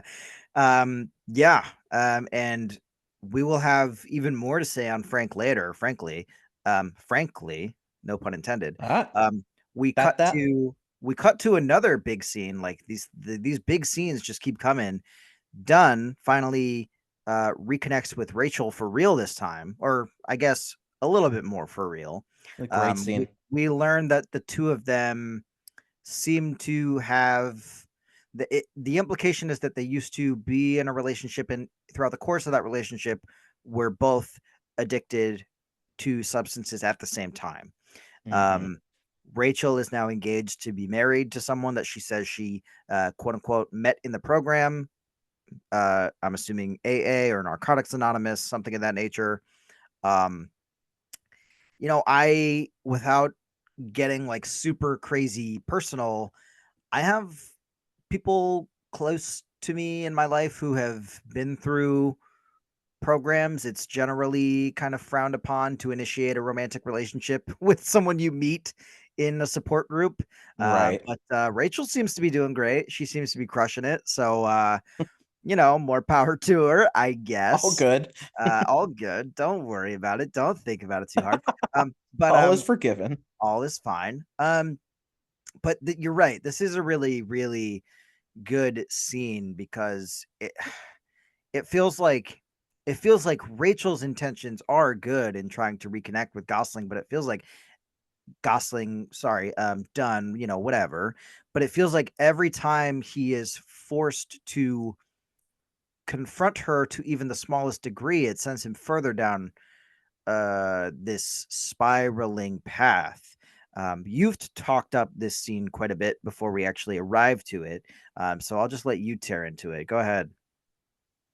Yeah, I mean, I love the staging of it. Them, sitting on this park bench. He's clearly a little jittery. She's clearly trying to pull conversation out of him, but isn't sure how to do it, doesn't want to push him too hard. Him seeing the ring and, learning about this relationship that she's in. Again, it's a great moment of acting for Gosling. You can tell that he is, I think, quietly devastated, but doesn't want to let that on. Hmm. Um, and I think in some ways, this scene kind of gets to the heart of the character where he says his line, and I'm still the asshole. And she says, you're not an asshole. You're, just a big baby or something like that. And I think Hmm.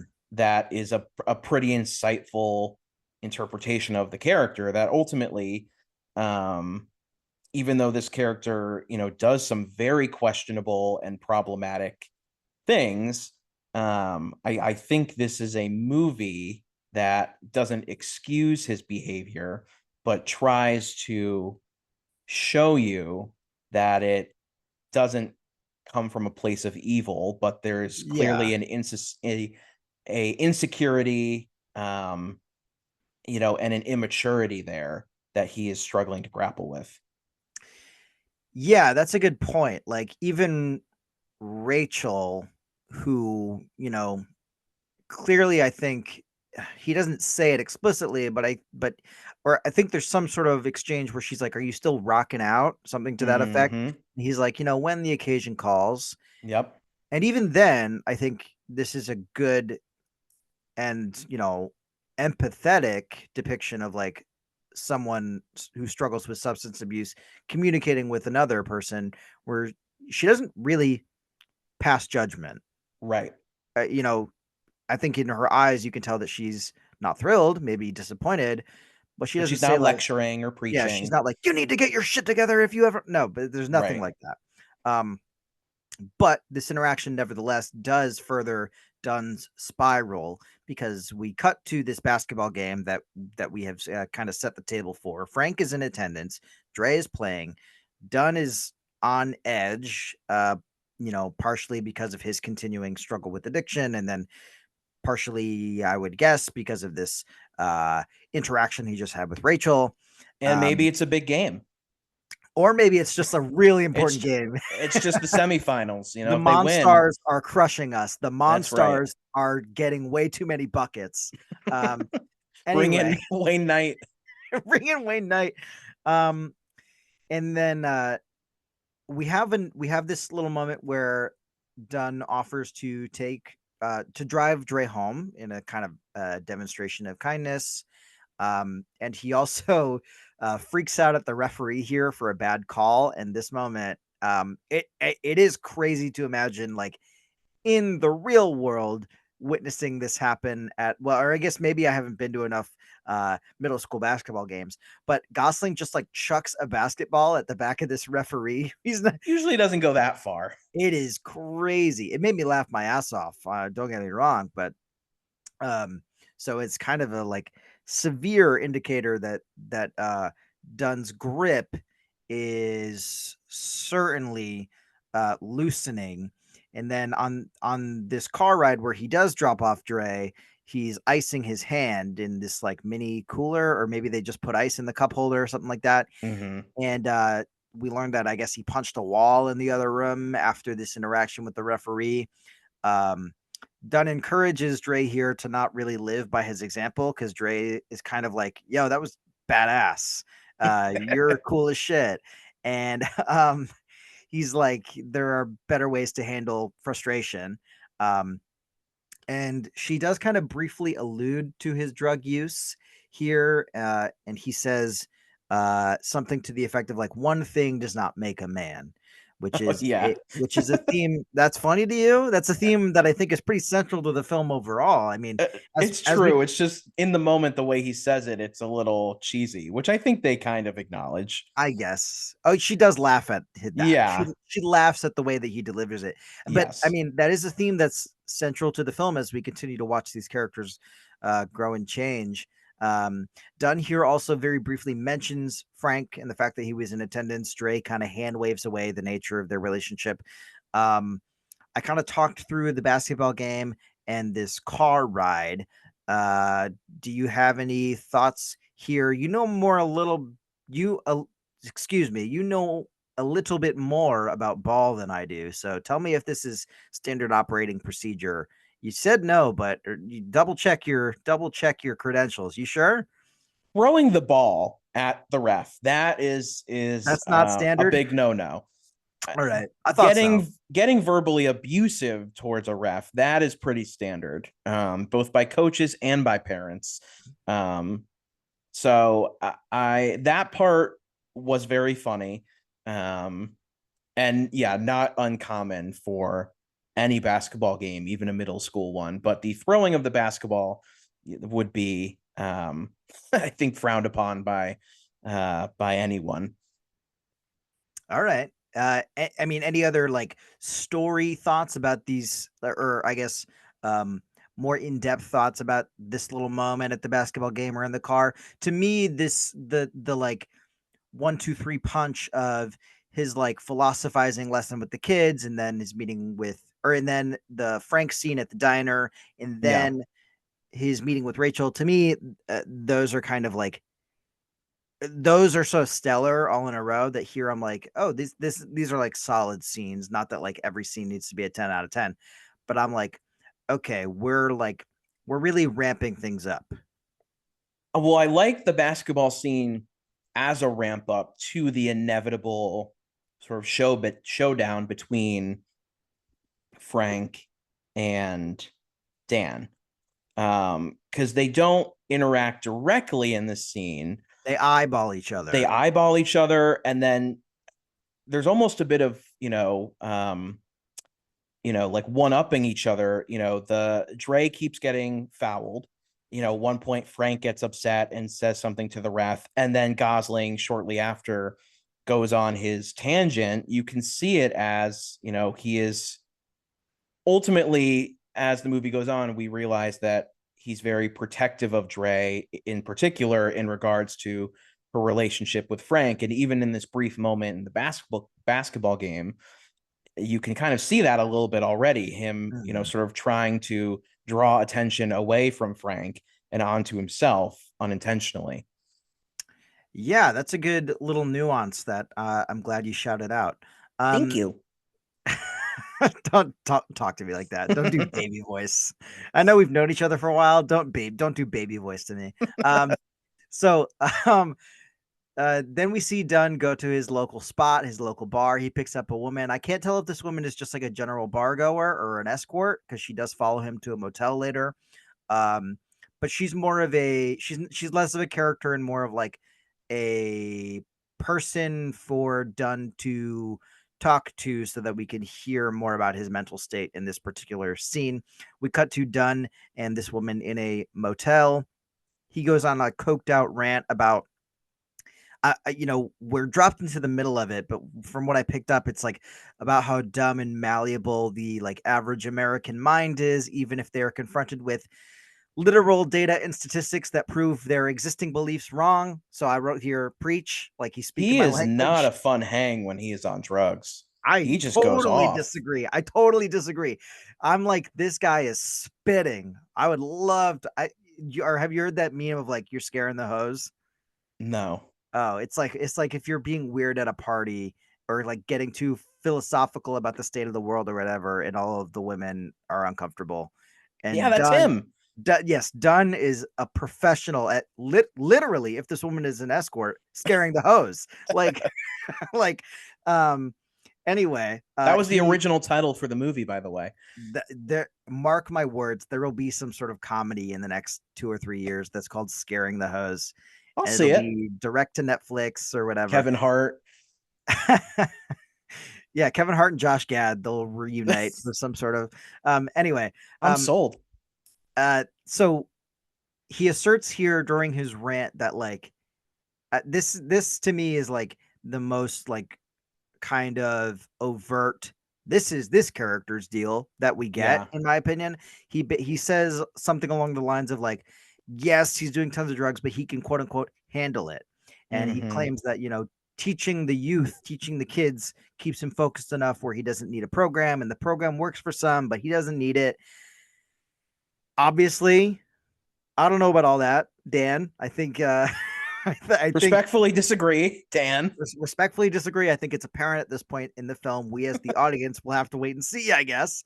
But apart from scaring the hose, do you have any further thoughts on the this like motel little hang, or should we move on to Dan's next history lesson? I mean, I'll just say that bar he keeps going to looks lame. He doesn't have any good hangout spots. And then that motel does not look particularly nice, but does ultimately play a pivotal role later on. True. True. So he your issue is that this drug addict Brooklyn school teacher is not going to the Four Seasons of motels. I mean, I'm just saying there are lots of nice bars in Brooklyn. He could definitely find a nicer bar to go to. I'm not a big bar goer, so I'll take your word for it. Um, so the next class of Duns that we see, he's continuing his lesson. He and Dre have this brief moment after class is no longer in session. They connect on their respective kind of loner status, and he agrees to give her another ride home. During that ride home at Dre's house, she gets to the door, and then um, I've seen the movie twice, and I'm still not totally sure. She goes back to Dunn's car and says that she lost her key. Now, Right. I wrote here that I can't. Maybe I'm just a real dummy. It was not super clear to me on whether or not she actually lost her key or if she pulled out her key ring. There were definitely keys there, but Yeah, there were I keys on there. there's I had no like visual signifier of knowing what Dre's specific house key looked like. So I was left wondering, is she lying so that she can further her connection with this teacher that she likes, or did she actually lose her key? I'm not totally sure. Maybe it's supposed to be obvious and I'm just not attentive enough, or maybe it is supposed to be a little ambiguous. Um, I think it's an interesting read if she has her key, but through her desire for a deeper connection with the teacher or crush or however you want to interpret it, or mixture of both, she lies so that she can continue hanging out with him. Right. She gets back into the car. Frank rolls up by happenstance, or possibly not by happenstance. Um, True. and he offers to take Dre home until her mom gets back. Dunn brushes Frank off pretty quickly and kind of lightly warns Dre against associating with Frank. Um, this is kind of the most tinfoil hat I've been all episode. What do you think about Keygate, Ryan? Did she have that goddamn key? I mean, the fact that there's a shot of her looking down, I feel like there were multiple keys on there. How many keys could a middle school girl have? True. So I originally thought, okay, she's lying because either she wants to get to know Dan more, or maybe she just doesn't want to sit alone in her Yeah, apartment. that's a good read. She's tired of being lonely. Um, Later on, I think the mom does say, your daughter was locked out the other day. I had to give her a key. So, I mean, She commits to the lie if it is a she lie. commits to the lie if it is one. Um, so yeah, I mean, guess it could be interpreted either way, but I'm leaning towards the scenario where she has the key and she lies about it to spend more time with him. Yeah, and I kind of like that read. It's kind of more dynamic and more fun. Back at Dunn's apartment, he kind of houses Dre until she can safely go back to her place with her mom present. And they briefly connect again. She kind of takes in Dunn's possessions that are in his apartment. She's fascinated by his record collection, by his book collection. She sees his photos, one of which we learn are his parents and his brother. Mm-hmm. So we know that they are um, players in this man's life, and we will meet them later. Dre also sees a photo of Rachel, and she asks Dunn about it. He very quickly kind of brushes off that question. It's clearly a sensitive issue to him still. Yeah. I mean, the audience knows this. Dre does not necessarily know this. Dre offers to help Dunn in the kitchen. They begin to prepare food for his date later that evening. We learn that he has a date later that evening. Mm-hmm. Um, and Dre shares a joke with him to use on his lady friend. It is the very ubiquitous, what do you call cheese that's not yours? It's Nacho horrible. cheese. Think of something better, Trey. It's a horrible joke. Dre, you do not have a future as a stand-up. I I have a hard time imagining that even in like 2006, this was not an overused joke. Yeah, that joke was played out long before then. Yeah, dumbass middle schooler. Anyway, um, she then pushes it a little bit further in an attempt, I think, to kind of connect even more, and she Yeah. asks him about his drug use. Um, and that is a step too far a little bit. Dunn totally shuts down and doesn't answer the question. And then we cut forward a little bit in time to see that he has dropped her off at her mom's. Um, what do we think about this little section here where she basically gets to see how her teacher lives? What do you think? And it's a nice, quiet moment. This character throughout the movie, Dan is constantly deflecting. When he's talking to Rachel, he gives very vague answers about what's Hmm. going on in his life. So it totally makes sense to me that as Dre wants to clearly know more about Dan and get to know him on a deeper level, that he would give vague, broad answers, that he would deflect, and that when she, you know, it gets to sort of darker, more serious questions, that he would avoid them altogether. Um, and I mean, you can see that push and pull throughout the movie. He tries to kind of insert himself more into her life in regards to her relationship with Frank. Eventually, she grows frustrated with that. She wants to know more about, I think, she wants to understand why, he has this addiction, when it started, why he does it. Um, and he's clearly not interested in giving her that clarity, and talking to her about his personal life all that much. So it's representative of the push and pull, that they have throughout the movie, that makes their relationship, so interesting and really drives the movie. Yeah, I also think a really interesting factor is like, I think the way she phrases it is, "What does it feel like when you do that stuff?" And I Yeah. think she knows. The implication is that she has experience within her community or personal life of people who have used this, and and I don't think I'm giving the movie too much credit here. I think this is, intended to be thought about if you think about the movie enough. Mm-hmm. I think she's interested in like this um this illicit activity or substance that is uh in Dre's personal periphery because Yeah. Mike wasn't her brother was involved. He's in jail because of it. Frank Right. clearly deals in some sort of substance, and he is a presence in her life, seemingly whether she wants him to be there or not.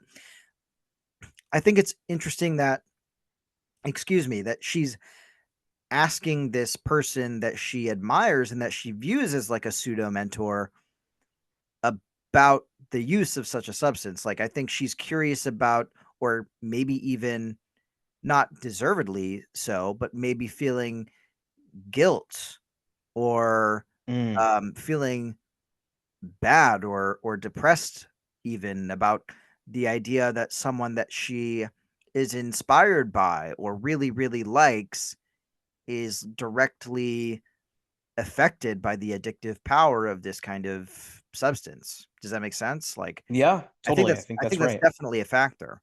Yeah. Um, so we then get the date scene between Dunn and Isabella, where Dunn is.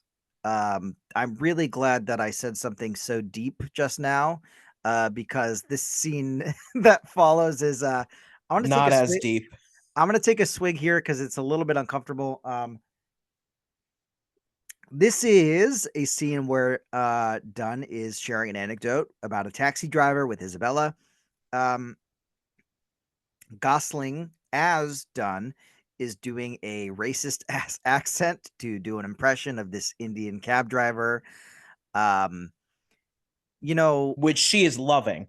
I was going to She say, thinks it's hilarious. Isabella is laughing at it. And, eh, you know, obviously, I think if we want to be mature about it, like even the wokest, coolest, socialist, uh, most mindful ass teacher who's teaching black and brown students all day, like Right. it doesn't mean he's never going to say or do anything that could be construed as racist. Like that's just not how people operate, right? We're all Um, human.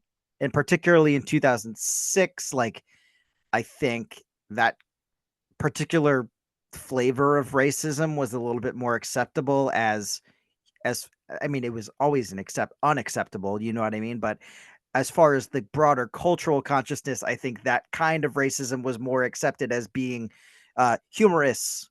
No, like doesn't really matter if you do that kind of accent, you know what I mean? Mm-hmm. Um, I'm not saying I condone that, but I'm saying at the time that was certainly like more thought of as okay. Like you can find like a Key and Peele sketch where they're doing like Indian accents, you know what I mean? Or Arab accents. There are certain minorities, I guess I'm trying to say that uh were that got their due much later than others as far as the is it okay to do this accent. Does that make sense as like an argument? Yes, Um I'm with you. so anyway, let's talk about the date itself past the weird Yes, impression. please. Um this is a really interesting kind of question mark of a scene because we cut between this date and Dre at her house. Um, we cut briefly to Dre listening to a phone call where her mom is kind of cursing out her dad for not being present enough and the fact that Dre, was locked out of the house. Um, and then we cut back to Dunn's date. Apparently, the racist accent was like a total aphrodisiac for Isabella because they're getting it on. Um, Oh yeah. this sex scene, though, is intercut with scenes of Dre like getting dolled up and doing her hair and putting on makeup. And I wrote here that like, is this like uh, because I'm a guy, I never did this growing up, but my question here was like, is she like practicing her makeup for the school dance that we then see later on in the film? Like, I was really I think so. wondering, I was really, well, I'm like, is that a thing that is like typical for girls to do at that age? I wouldn't be surprised if that was like something that people were Yeah. like, yeah, that happens, you dumbass. But like in the context of this scene, I think it's such an interesting and kind of odd choice Yeah. because they're cutting between this in the I don't know how old the actress was at the time, but the character is stated to be 13. This 13-year-old girl putting on makeup and like getting done up, and they're cutting between that and this sex scene between these two adults. I it didn't strike me as like I'm not so like uh I'm not so of the like poisoned kind of conspiracy theory mindset that thinks this is like some sort of secret um pedophile dog whistle. Mm-hmm. But like I wrote here that like I don't think it's gross. Like I don't think it's like flatly inappropriate, unacceptable, crazy tone deaf, how dare you? But I also think the narrative doesn't benefit from it in any objectively positive way. What do you think about this? This was this was a weird one for me in the context of a movie that I've been pretty on board with for the entire time. Yeah, I mean, ultimately, I guess I'm not totally sure what the goal of that moment is. Now, I could buy it as her practicing her makeup before the school dance, but at this point in the movie, we don't even know That's a that. few scenes later, Yeah, right? we don't We even we know that that's going to happen. we don't know And there's a dance. No one talks about it. So that's me like I don't want to say making an excuse for the movie, but that's me like grasping at straws as to like why is Dre doing her makeup right now? Like while Isabella and Dunn are fucking. You I know was what going I to say mean? that's the part for me is why are we cutting to that as this sex scene is playing? I would think from a the perspective of filmmaking language, there must be some sort of you know connection between these two sequences if we're cutting back and forth between them. But I'm not quite sure what that's supposed to be, and I'm not necessarily sure I'm comfortable with that connection being made, since I don't think it's done clearly enough. Yeah, and like I'm not saying that you can't, within reason, obviously depict like budding sexuality in a character in a movie. Right. Like I think of a movie like Bo Burnham's Eighth Grade, which I think does that in a pretty like funny and respectful way. You know what I Great mean? movie. Yeah, good call. Um, but like this is the scene upon second viewing of the movie where I was like, is it not a suggestion? Is it just text that Dre does have some sort of like crush on Dunn? Yeah. Because I can't think of any other reason really that they would draw this direct contrast. And in Dre's mind, she went to his house. They made food together. She Yeah. borrowed a book. You know what I mean? Yeah, I I'm think it. not to sound super like European or whatever, but like Mhm. you know what I mean? There is not romantic subtext that could be drawn there. Yeah, no, I mean, movies, plenty of movies have done it before, and I think there are movies that have even done it since. And I do think you're right that if you want to interpret the Dre character as having a potential, you know, crush of sorts on Dan, I think this moment would be, an example to back up that case. And yeah, I think you're right. Um Yeah, and then there is another scene later that kind of provides even further evidence to that. I'm not saying that's the only interpretation, of course. Right. And like even if we were to sit here and say like it is a factor, I don't think it's her sole um reason for being drawn to him. I think there is the No. mentorship, there is the genuine interest, there is the drug related connection that they both have. I don't think it's as simple as like, oh, she's got a crush. Right. um that being said, um, let's move on to the next day because this contains another scene that I really, really like, where Isabella asks Dunn if he's a communist because of his book collection. Hmm. And I really like this scene because A, it's further indication that Dunn is a raging socialist, which like vibes. And then he has this great line that I really enjoyed where he says, if I owned a copy of Mein Kampf, would that make me a Nazi? Which I think is a funny little jab back. Um, and it also is kind of furthering the argument from earlier that, one thing doesn't make a man, right? You know, if But I he, like that she then eventually says, "Yes, I would." right, no, she does. She has another great comeback where she's like, I mean, if you owned a copy of Mein Kampf, I would ask you if you're a Nazi. like, it's not just inherently implied that you don't. I have no questions. Oh, you got a copy of Mein Kampf? No follow up from me. Like, Right. you'd Cool. ask, you'd ask the question. You'd be like, is that for research purposes? You know what I mean? Right. Um, but I also really like the line where Dunn says, "It's just not cool to be a Nazi anymore, baby." I considered using that at the top of the episode, but Oh boy. um, it's a great line. It's a great line. I Um, guess. and then we have another demonstration of. I mean, what do you mean? You guess? You think it is cool to be a Nazi anymore, baby? No, no, no. I don't know. That line just felt like it was out of another movie to me. Okay, so you do or do not think it's cool to be a Nazi anymore, baby? I do not. I never thought and never will think it is cool to be in any way, shape, or form a Nazi. Historically speaking, in a very specific context, it was widely accepted and even encouraged to be a Nazi anymore, baby. Well, I was not part of that group. um, and I was not part of that clique. they're trying to bring it back. um, Sadly. anyway, so this is also another great scene demonstrating Dunn's kind of self-imposed loner status. Isabella tries to connect with him further and kind of continue their tryst onto the next day. Like she kind of opens the door for, do you want to keep hanging out or what do you want to do after? She's clearly like legitimately, I She's think, into him, interested in yeah. him. Yeah. and he kind of rejects her advances. Classic. And because I got other things to do. I'm he's too, busy. yeah, he's too closed off. So Got to write his book. she's clearly bummed, and she leaves.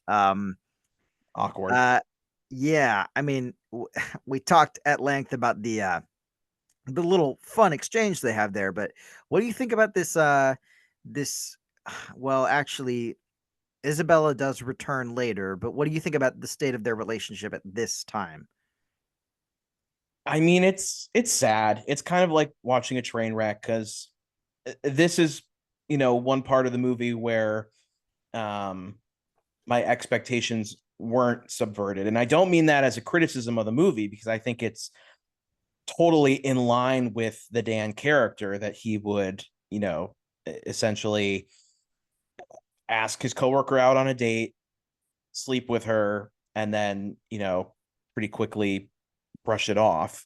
I think it kind of, you know, um, It's giving it, the Notebook a little bit with Martha Shaw. a little bit. Yeah. And he doesn't even make her pancake than this one. Yeah. Um, He doesn't make Martha pancakes. Get your story straight. he doesn't make anyone pancake than this one. Um, I think it kind of goes along with that idea that, that he's a baby and clearly has some commitment and intimacy issues. So it's not at all surprising the way he ultimately treats her, but it's sad to watch because the Isabella character seems pretty, She seems pretty nice. Yeah. decent and earnest otherwise. Yeah. Um, so then we get another interstitial, what I think is my favorite interstitial. This one is about the assassination of Harvey Milk. And I loved this little monologue from this kid because even the kid, the character, can't believe the story. Like when they get to the whole Twinkie defense thing, I won't go into like the story of Harvey Milk, but It's a crazy story. they get to the Twinkie defense portion where like some manner of justification for the assassination was like, oh, I was, off my rocker because I had a lot of junk food or whatever. That's come to be known as the Twinkie defense. And this kid, this actor, I think does a really good job at selling it. Um, I'm paraphrasing, but he essentially pulls a Dolomite. Bitch, are you for real? Like he's like he can't even believe it. Um, so I liked that. Do you want to talk about um Harvey Milk at all, or do you want to talk about Milk, starring Sean Penn? That's the title of the movie, correct? Yes, that is the title of the movie named after the actual person, Harvey Milk. I know it's not. Yes, I thought that in the context of the movie, this kid was talking about a movie starring Sean Penn. Get fucking real. Um, I do like Milk, even though I'm on the record as saying I despise Sean Penn. He is good in that movie. I haven't seen Milk. He's really good in Daddy-O. I'm just Yeah, saying. pass. Okay, fine. Your But yeah, loss. this little moment is funny. I do enjoy that his response as well. So then we do get to the school dance that we briefly talked about earlier. I don't think it's foreshadowed in any way, but there's a school dance. Dre is being a little bit of a wallflower, and Dunn does some charming, goofy teacher dancing to kind of trick her into getting into the mix with the other kids. He basically begins to dance with Dre to open her up a little bit and then leads her into the crowd of children. And then he uh, bounces. He goes back to being chaperone. It's a sweet moment on like in the context of the movie and the context of the relationship. It's sweet. Um, but while I don't think Dunn is giving creepy in the moment, if I saw this interaction out in the wild, um, I would really wonder why the fucking teacher is that close to the child. Like he's, I, he's closer than he probably should be. No, Yeah, it's pretty it's a cringy. little strange. Yeah. Um, do you have any other thoughts about this school dance? I don't know. I mean, we get a shot of Isabella seemingly enjoying Isabella's, yeah, she seems to co-sign the at the the beginning, yeah. which I Uh, guess gives you a little bit of a glimpse into, outside of, Gosling's just handsomeness and charm, that maybe she looks at Dan and sees that he's a really good teacher and, is aware of his connection with the students. yeah. But yeah, I was surprised that we didn't get more with him and Isabella in this scene, but more to come on that. Oh, huh, that's interesting. You think there should have been a kind of a follow-up with Isabella? The like fizzling of their date didn't feel to me like a big breakup in any way. It just felt like, Yeah. her poking and seeing if there was an opening for a little bit deeper of a connection, and him not taking the bait, for lack of a better term. You wanted more Yeah, of not a necessarily expecting or think there should have been more. I just thought when you get that shot of her, it ultimately is the only shot of her in that scene, and I thought that that was gonna, it was foreshadowing some later conversation they were gonna have at the dance. But ultimately, the I guess resolution of that story comes later. it sure does. And you know what? Like I said earlier, maybe there's an extended cut where you'll get your wish. Release the homecoming cut of Half Nelson, where we Yeah, see more of 20 the dance. years after the movie is released. So yeah, I guess you're right. The actual dance itself is not super long because we cut to the school entrance. Dre is leaving the dance. Frank is there to pick her up. It's becoming clear at this point that, like, I guess the implication that I got was Dre feels spurned a little bit by Dunn and his lack of willingness to open up to her as a friend. Or at least that's how I read it. Because Dunn tries to protest here, but Frank metaphorically pushes back, and Dre kind of just very, very willingly goes with Frank instead this time. Um, Yeah. so this is kind of a turning point for Dre in a big way. And it's also a little bit more of a confrontation between Frank and Daniel Dunn. Um, what do you think about this first little taste of confrontation between these two guys? Well, they've confronted each other a little bit earlier on, but this is kind of a second bout. Yeah, I mean, I was expecting this to be the blow up. And that doesn't happen. It does get more tense. And um, I think you're seeing both of these guys recognize the influence they both have on Dre. And I think they both recognize that, she's kind of on the edge at this point where she could go either way. And um, so it's not ultimately the last word between these two characters, but I think it does a good job of continuing this narrative tension between them. That's pretty exciting. Yeah, I totally agree. And after this, well, first of all, this like failure to pull Dre back over to the light side, I guess, for lack of a better term, um, this movie is not as black and white as Yeah. morality wise as that terminology implies. The failure of Dunn to draw her back into under his wing, I guess, clearly affects him. We cut back to his bar, his hangout, and we Mm-hmm. get another scene that is small, but I really, really love this scene. And to me, it's one of like the saddest to me personally in the movie. Um, there's this guy who comes up to Dunn while he's drunk at the bar, and this actor, I hope I'm pronouncing this correctly. I hope I am pronouncing this actor's name correctly. Ron Cephas Jones. Great actor. He's such a great actor. He passed away pretty recently, like I think Mm-hmm. last year. Um, he is the dad of a former student who comes up to Dunn and basically, tries to thank him for inspiring his daughter, who is now studying history in college and has clearly been affected by Dunn's teaching.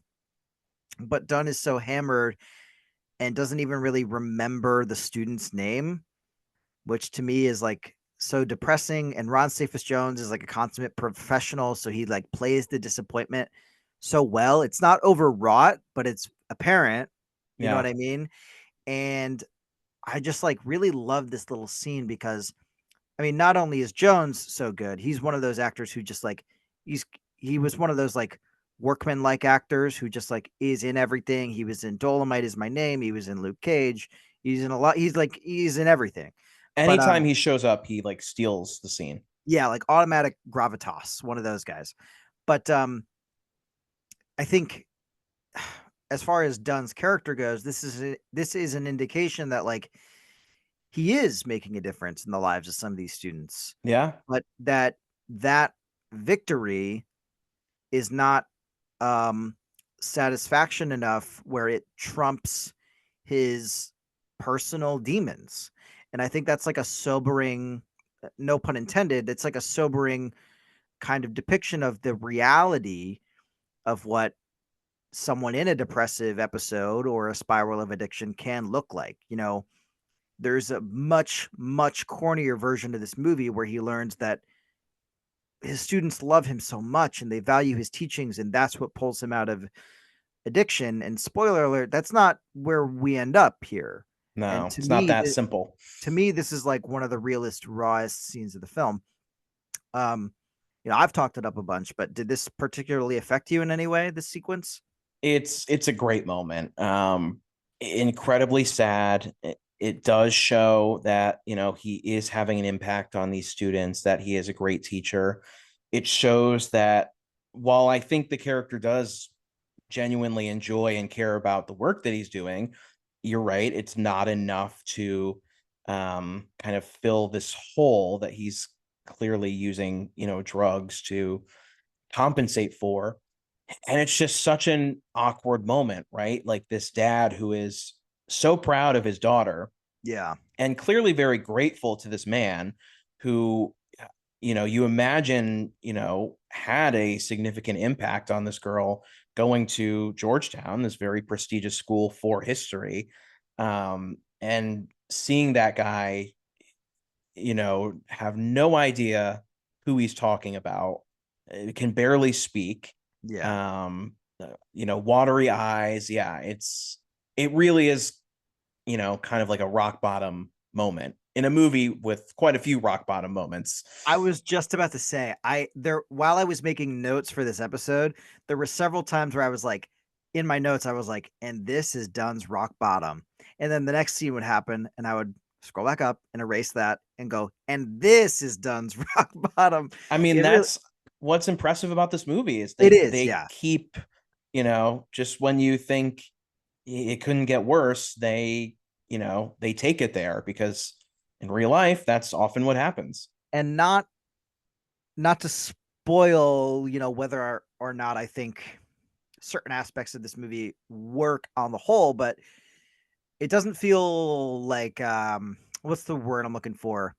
It doesn't feel lewd or pornographic in that respect either. Like Hmm. it doesn't feel like they're doing it just to get tears or, torture the audience. Right. In my opinion. But so speaking of uh well, speaking of rock bottoms, we cut to the next morning and we learn that Dunn's cat has died from improper care or malnutrition or some combination of the two. Um, I, Dunn, Gosling as Dunn, his kind of incredulous, exasperated, surprised look is kind of um it's sad, but it's kind of funny all at the same time. I think it's such an interesting acting choice. Um, and Dunn just kind of does a line and goes to class, and it just keeps rolling on. And in this particular lesson, he is talking about yin and yang and how that kind of concept is not as prevalent in the West compared to the Eastern part of the world. And this is another kind of microcosm of the overall film in a lot of ways. This idea that, decency and dysfunction exist at the same time in everybody. And the idea that, can if we also incorporate his idea about, not to philosophize too much, but if we also incorporate his idea of like opposing forces, right? He talks about it in a historical context, but I think internally what the film is examining is like, can the dysfunction inside of somebody become the greater opposing force and then basically become the dominant aspect of that individual for X period of time. Right. Um, and that's kind of the danger that this character is hurtling towards. Um, Dunn basically has to step out of the classroom because of a nosebleed and has a further kind of mini breakdown with Dennis O'Hare in the teachers' lounge. Um, I know you're not a cat person. I don't know how you feel about yin and yang. So why don't you tell me a your thoughts on this poor kitty cat, and then b your thoughts on this lesson from Daniel Dunn. The cat scene is tough, especially since they actually show you the cat. I mean, it's not like right, the camera's not on top of the deceased cat's body, but you see a shot of clearly this lifeless corpse on the ground. Um, It's not like a detached tail shot from around a corner. Yeah, yeah, or it's not, Gosling like looking behind a wall and then walking away and you kind of put it together. And honestly, at this point, I think it's extra effective because I had forgotten about the cat. I forgot that he even had the cat. So then that happened, and I was like, "Oh yeah, like he's been so busy. Like no wonder this poor cat's dead. He doesn't know what he's doing." Um, and at this point, we're coming off this really devastating scene at the bar. Now his cat's dead. The kind of uh, the cinephile in me who is aware of like 3 act structure and kind of storytelling mechanics is like, okay, when are we getting to the turnaround, or when are we getting to like the epiphany, the breakdown? Because now it seems like it's just a continuous barrage of sad, bad lows for this guy. And mhm. amazingly, the movie still has a ways to go before we get to the turning point, I guess, if you could say that. Um, the yin and the yang conversation is interesting again. You see his intensity. It's almost as if he's kind of channeling his frustrations, his confusion, his embarrassment into these lessons. Um, and Gosling can really sell just about any line of dialogue, and so you really Yeah. do buy his like genuine interest in this topic and his strong feelings about it. Yeah, I totally agree. Um, Totally. totally. And you're right. We do have like a ways to go as far as the story of Daniel Dunn. Um, and Dre as well. We see Mm-hmm. Frank and Dre hanging out. Um, I think I missed this detail earlier on. I think it happens when quote unquote loses her key. I think we learn Mm-hmm. in that scene that Dre's bike has also been stolen. Right. So this is a scene where Frank is taking Dre to confront the kid who stole her bike. And Dre threatens the kid. She doesn't inflict any real harm. She just talks a lot of shit, Yeah. and she threatens the kid, takes the bike back. The implication, of course, being that Dre is continuing down this, more negative path. Um, and then pretty quickly after that, we cut to a field trip to some sort of science museum where Dunn and Dre share a moment on these like twin slides in some sort of like play area. I imagine this is a real science center that either exists but in a different form Looks cool. or no longer exists. It does look cool. And Dre asks Dunn if he thinks that she could someday end up like her brother, meaning in prison, I guess. Um, and this clearly worries Dunn, who is already kind of distraught at feeling like this girl with her potential is kind of slipping away. And Yeah. this will kind of propel him into um it will propel him into, I think, what is the most difficult stretch of the movie, not in terms of quality, but um in Things that terms happen. in terms of just straight up things that happen. But what do you think about well, A, I guess Dre getting her bike back, good for her. Mm-hmm. And then if you have any other thoughts on the Science Center, please let me know. Nothing else on the Science Center, though I do like the shot of Gosling just laying on the bottom of the slide, Yeah. clearly spiraling.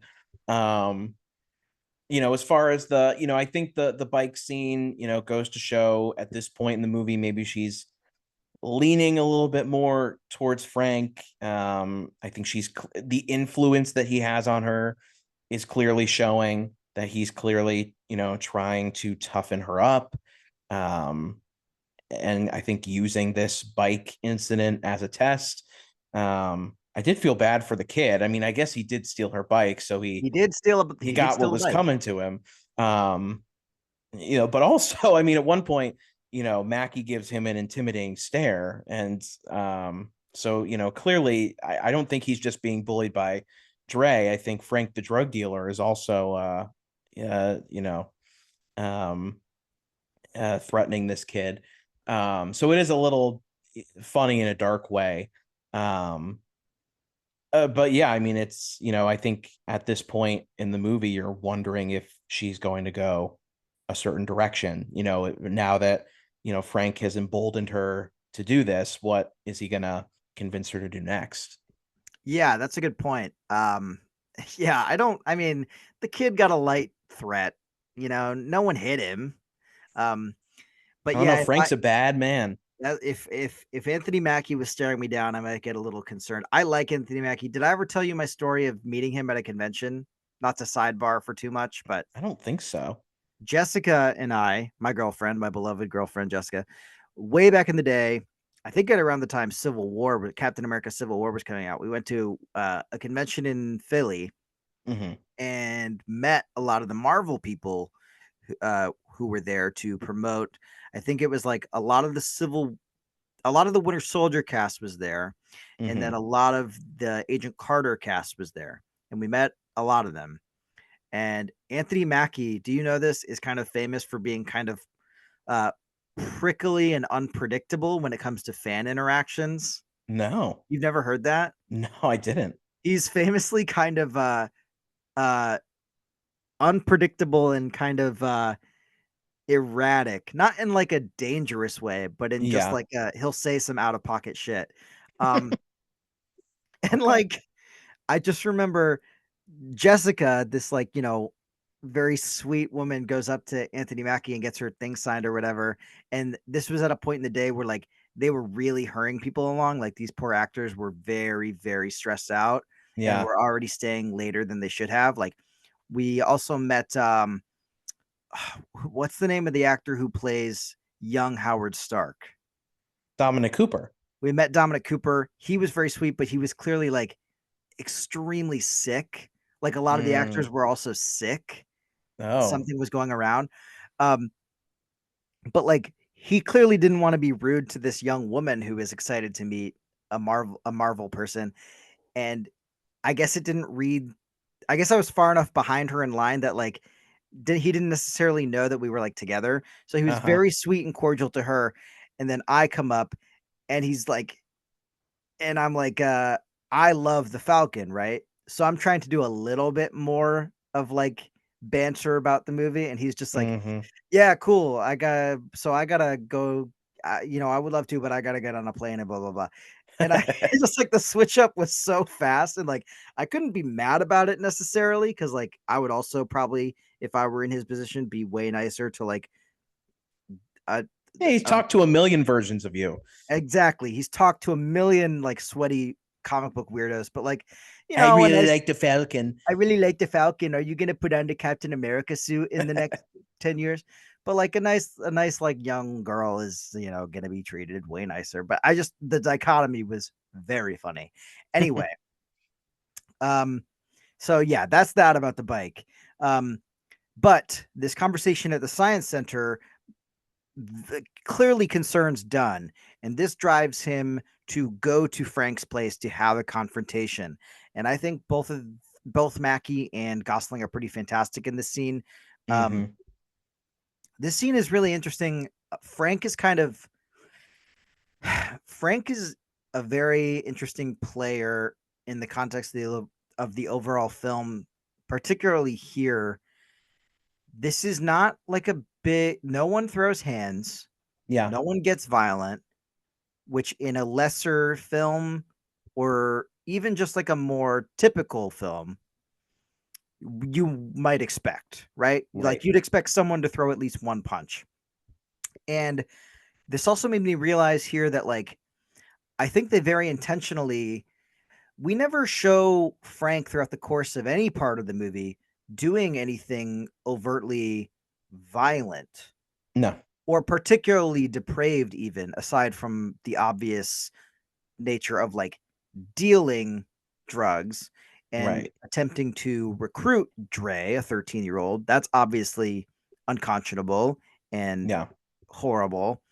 But I noted here that I think it's really, really interesting that even though I think they paint him as manipulative and not a necessarily and leaning more towards the which between yin and yang, what is the quote unquote bad one? I don't know.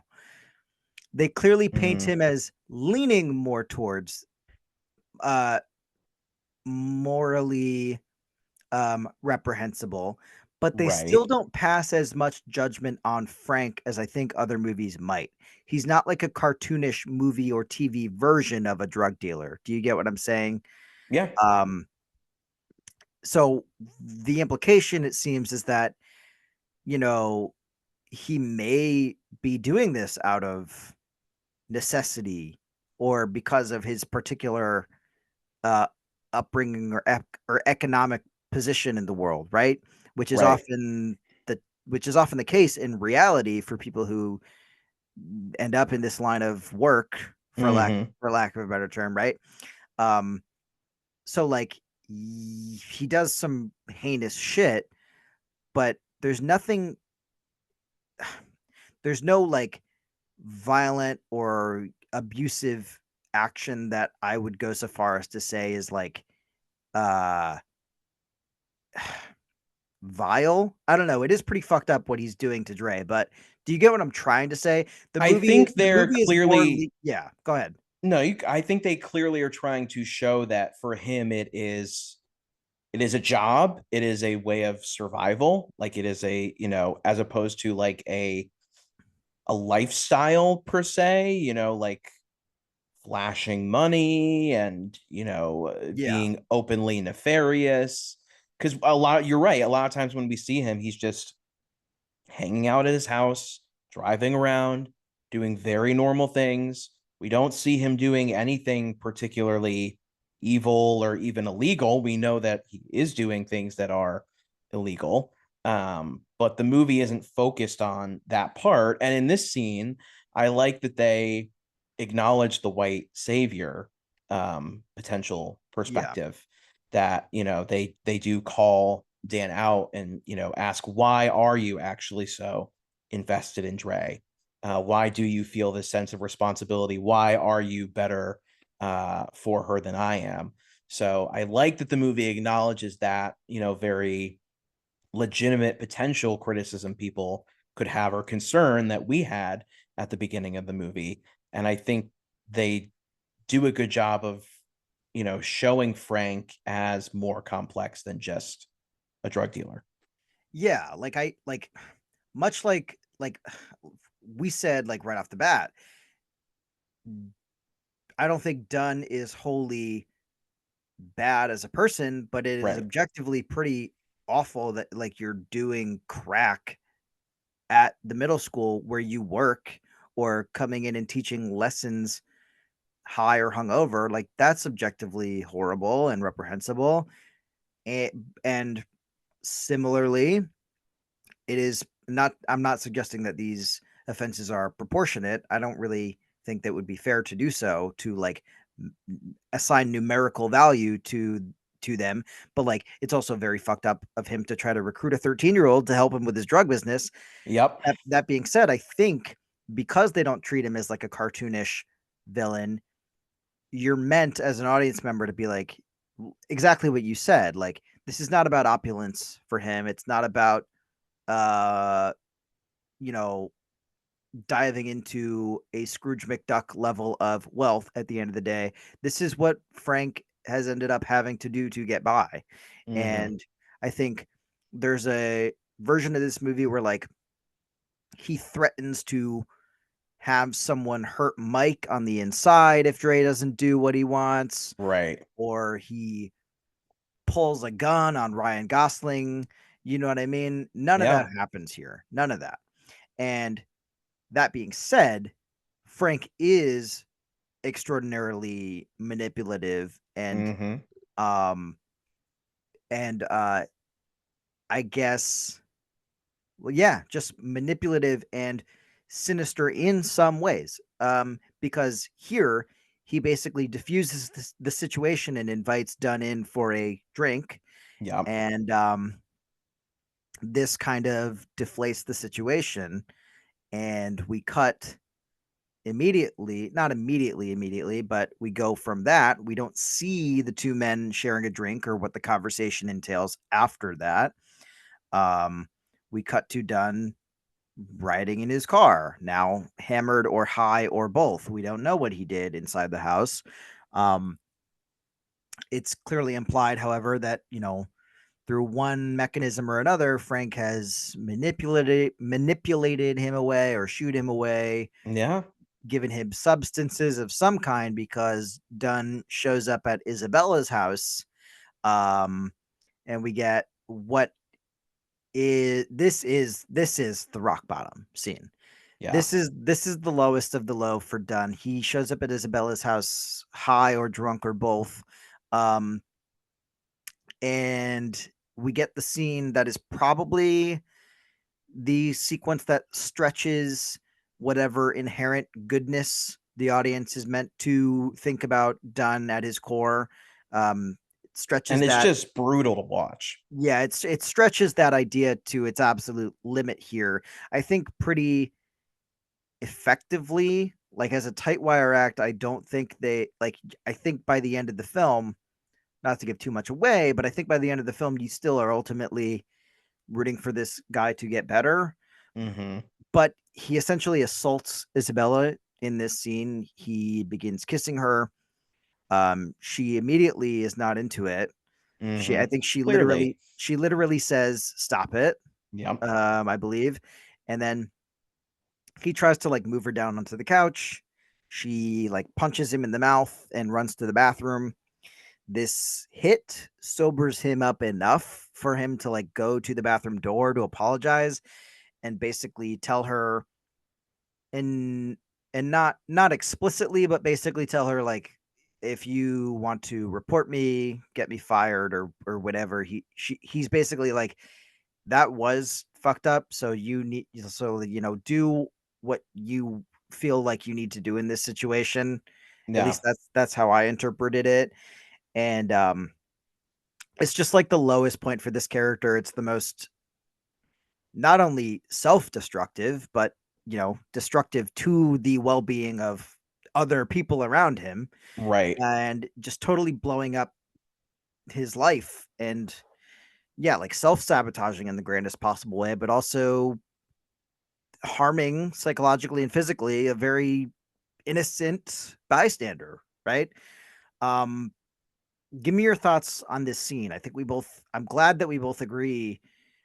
I mean, I think it would be crazy to argue otherwise, but I'm glad that we both agree that this is probably the hardest scene in the film to watch.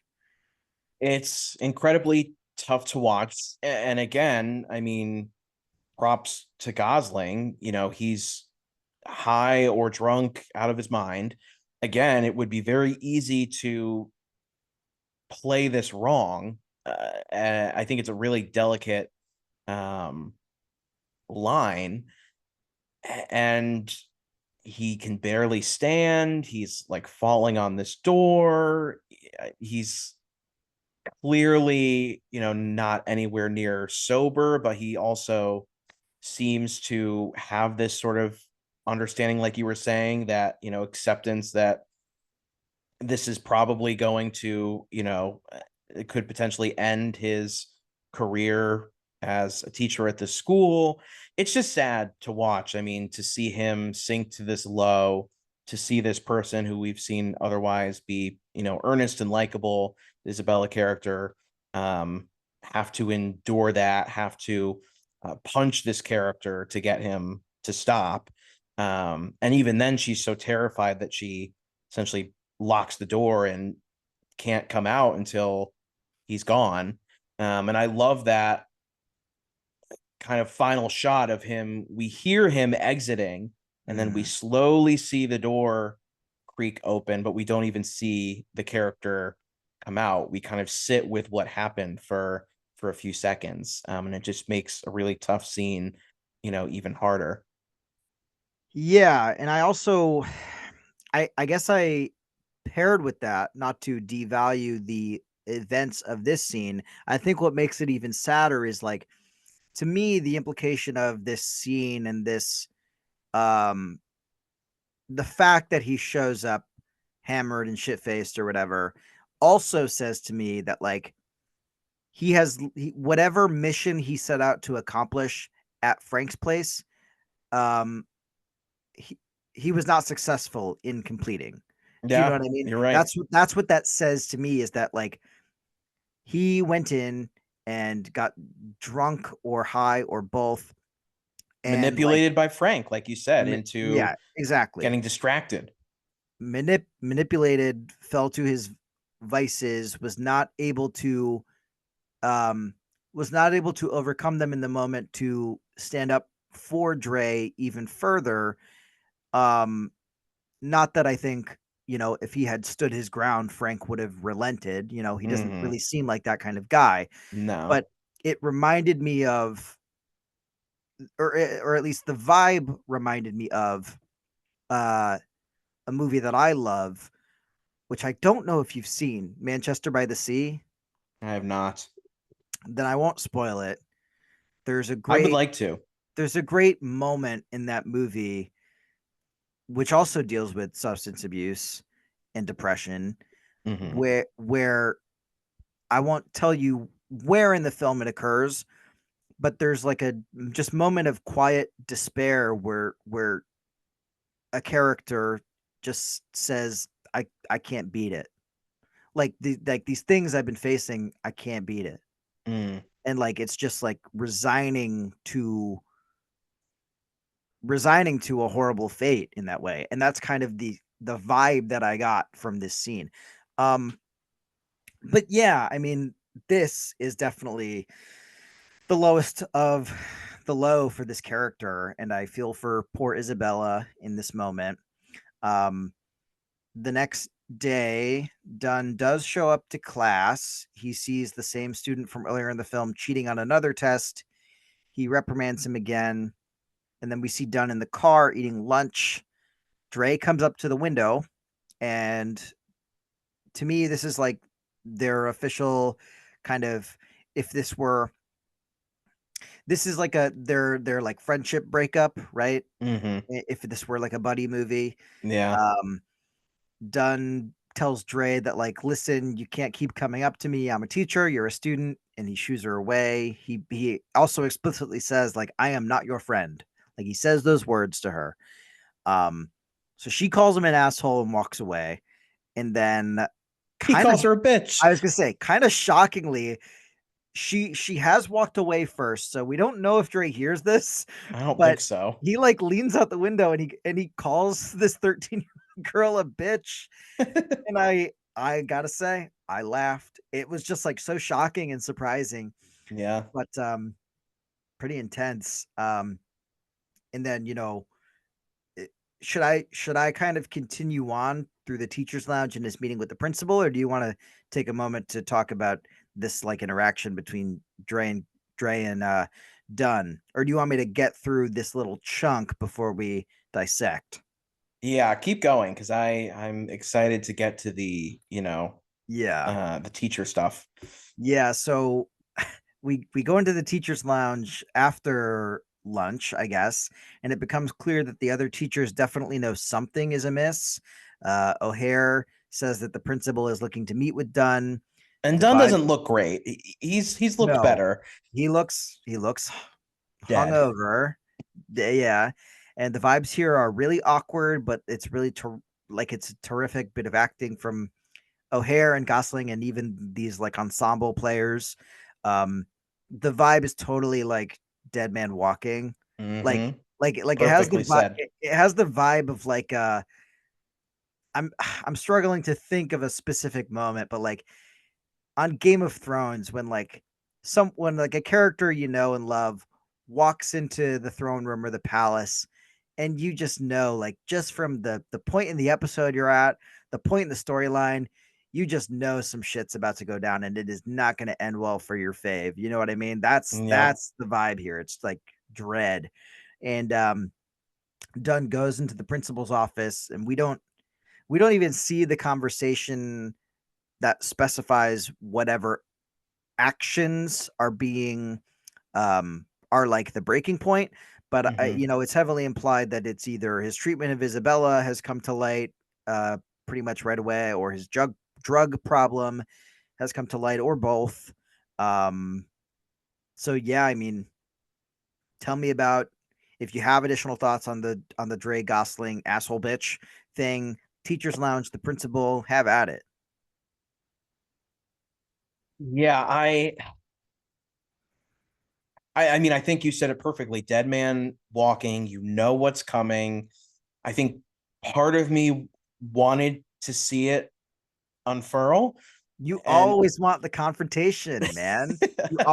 You want the teacher to sit there, the principal to sit there and be like, "You're fired, and here's why." You always want that.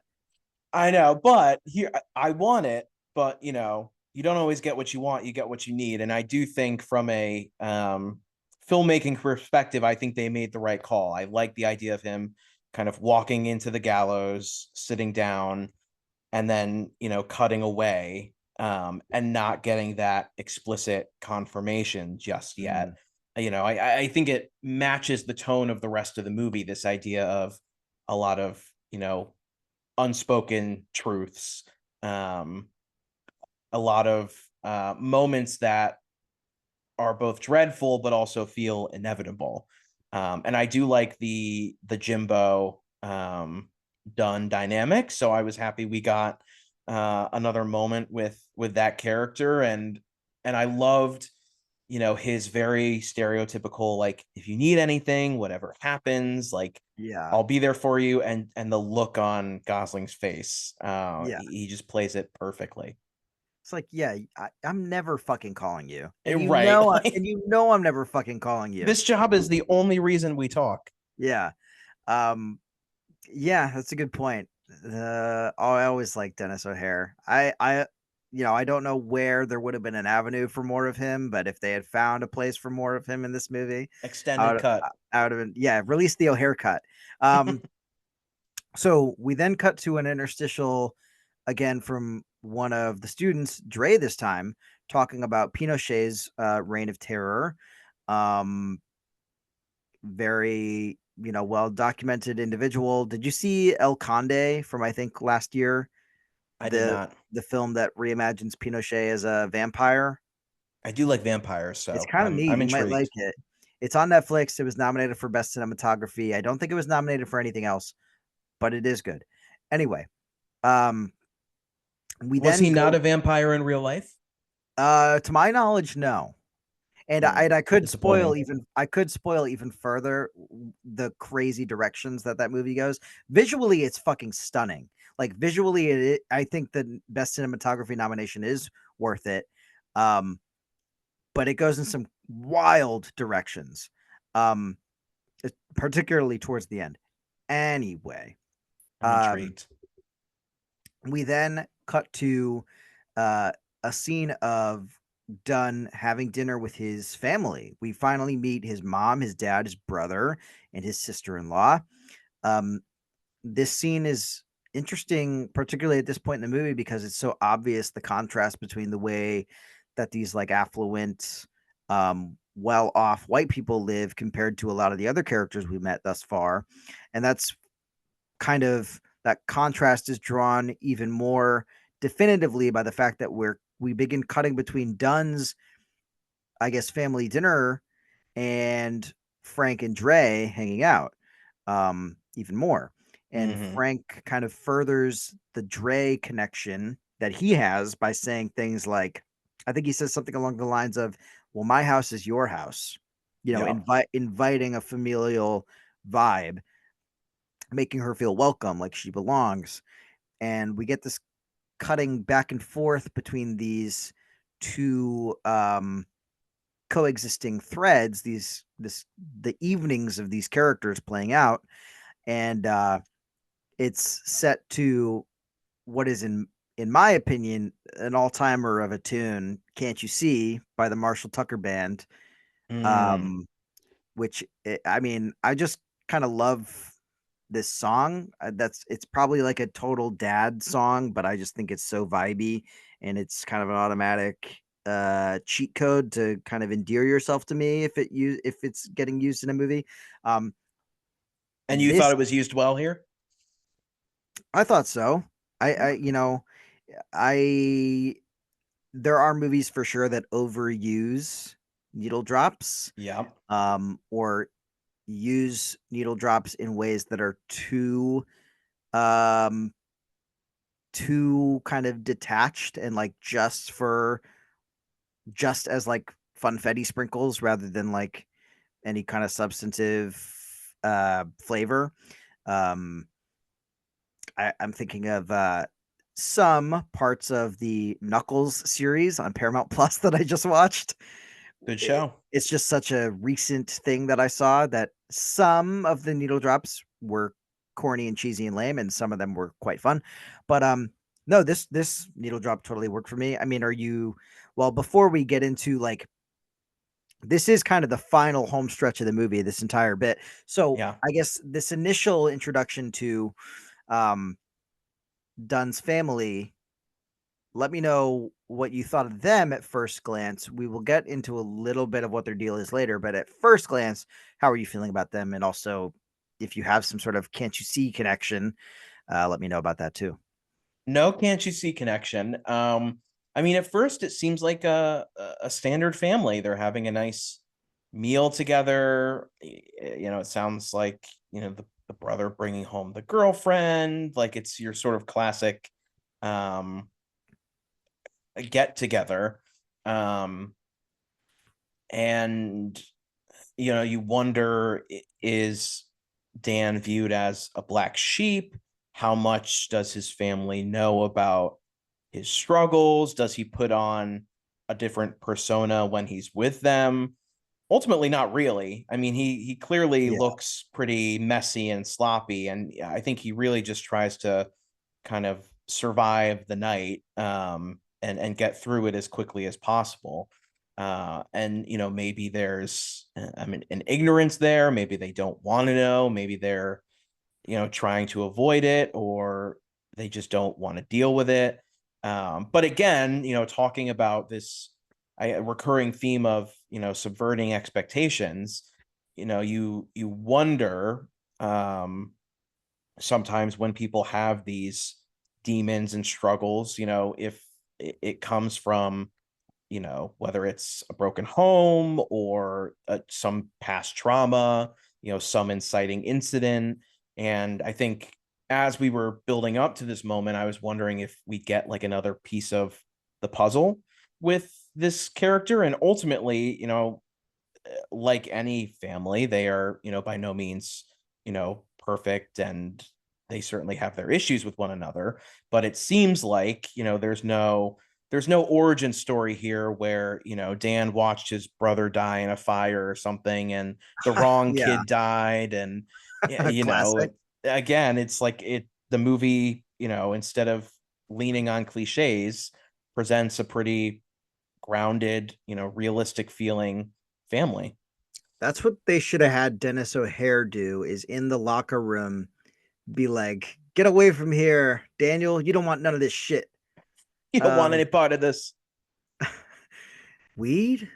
I mean, that's right. It's non-habit forming. The Anyway, cane. so um yeah, let's dive into the family a little bit, because as this dinner goes on, we see Dunn's dad say some pretty crazy shit. Like And he's he's got a resting bitch face towards Dan. Yeah. he calls the school that Dan teaches at a zoo and asks for an ebonics lesson, which is of course some wildly racist shit that Yeah, pretty immediately, offensive. yeah, it immediately helps me or it helps the audience understand why perhaps Dunn doesn't vibe with his blood relatives, even apart Hmm. from the fact that he's having all of these personal struggles. Right. Um, and we that it's interesting that we're cutting between that and like these, you know, other characters. Dre is like doing what I believe to be her first like drug delivery. Like That's what I thought too. this is the first time she's ventured into that specific or ventured over that specific threshold, I should say. And Hmm. then we cut back to Dunn speaking with his mom. This to me is another one of like the saddest moments in the movie, like to me personally. Um, Dunn's mom, well, she brings up Rachel again, so we hear a little bit more about Rachel, and Dunn doesn't even really say that they have seen each other. He just kind of lets his mom believe that they haven't reconnected and blah blah blah. He kind of hand waves it away, and Yep. then Typical of him to deflect. but the thing that really got to me is like Dunn's mom basically ignores the very clear signs that her son is not doing well, Yeah. even though he says he's happy and he's fine. Um, like it's so obvious that he's not. And like you said earlier, it feels like she just wants if the issue is out of sight and out of mind, it's fine. It doesn't Right. it's like that's almost preferable to her. Like She wants to push the narrative of this happy, everything's gravy family image. yeah, and the little moment that really got to me is like Gosling even begins to like ask a question Hmm. to his mom, like after they have this little moment of the Rachel thing and the "Are you happy? Yeah, I'm doing fine." He begins to sort of ask a question and poke and prod, and his mom is like immediately turns her back and starts doing dishes and like Heartbreaking. I either either has selective hearing and just like, okay, he said he's fine, so I don't want to think about it anymore because that's gonna Right. make Dish me, time. yeah, exactly. It's like so heartbreaking. She's just like she turns her back, chugs some wine, does the dishes, and ignores Mm. what is so clearly her son not doing well. She's content to, like I said, keep him out of sight and out of mind. Um, and then I'll push through for a second. I'll let you jump in on if you have thoughts about the mom, but we also get this moment pretty soon after of Dunn meeting his sister-in-law or maybe his brother's girlfriend. I don't know if they're married or not, Yeah, I don't remember. but uh, this is a interesting little moment. The sister-in-law, I should say, or for lack of a better term, sister-in-law shares with him the interrupting cow knock knock joke, Ugh. which is Another another terrible joke. it's another like middle school elementary school knock knock joke. No one in this Uh, movie is funny. No wonder they're all true. miserable. Eh, Dunn's got some clever zingers as far as his teachering goes. And Um, Jimbo's pretty funny. Jim unintentionally. Um, so and then we begin to see Dunn driving away from his family night to a location unknown, and we'll get to that. But I want to give you an opportunity to talk about this scene with his mom or this scene with the sister-in-law if you have additional thoughts. I mean, I think you nailed it with the scene with his mom. Really devastating, and well staged. The turn, uh, Gosling like going to say something and then stopping and walking out. Um, I like this moment with the girlfriend or sister in law. I mean, the fact that he is doing that in the garage, I believe, right? I mean that shows just how desperate he is and Oh, how wait. afflicted this is. I thought he was smoking a cigarette. I guess I wasn't paying close enough attention. Was he smoking crack I mean, it in his looked like he parents' was garage? freebasing. Yeah, All right, I, all right. I think No, so. I would totally believe that at this point in the movie. I guess I just didn't notice. Yeah. So I mean, the fact that doing that in the garage, I mean, it just shows how strained his relationship is um with his family. But I like this little moment yeah, with the girl, even if the joke is terrible. It's a nice, if very, very brief, I guess, moment of levity for him. Um, but it's just the free fall continues. I don't know if I agree that it's levity. I mean, it's levity in the sense that like it's a little bit lighter than some of the other things, but to me it read as like, and maybe as someone who like I've had a depressive episode or two in my day. Mm-hmm. I know I'm not addicted to crack, but to me it read as like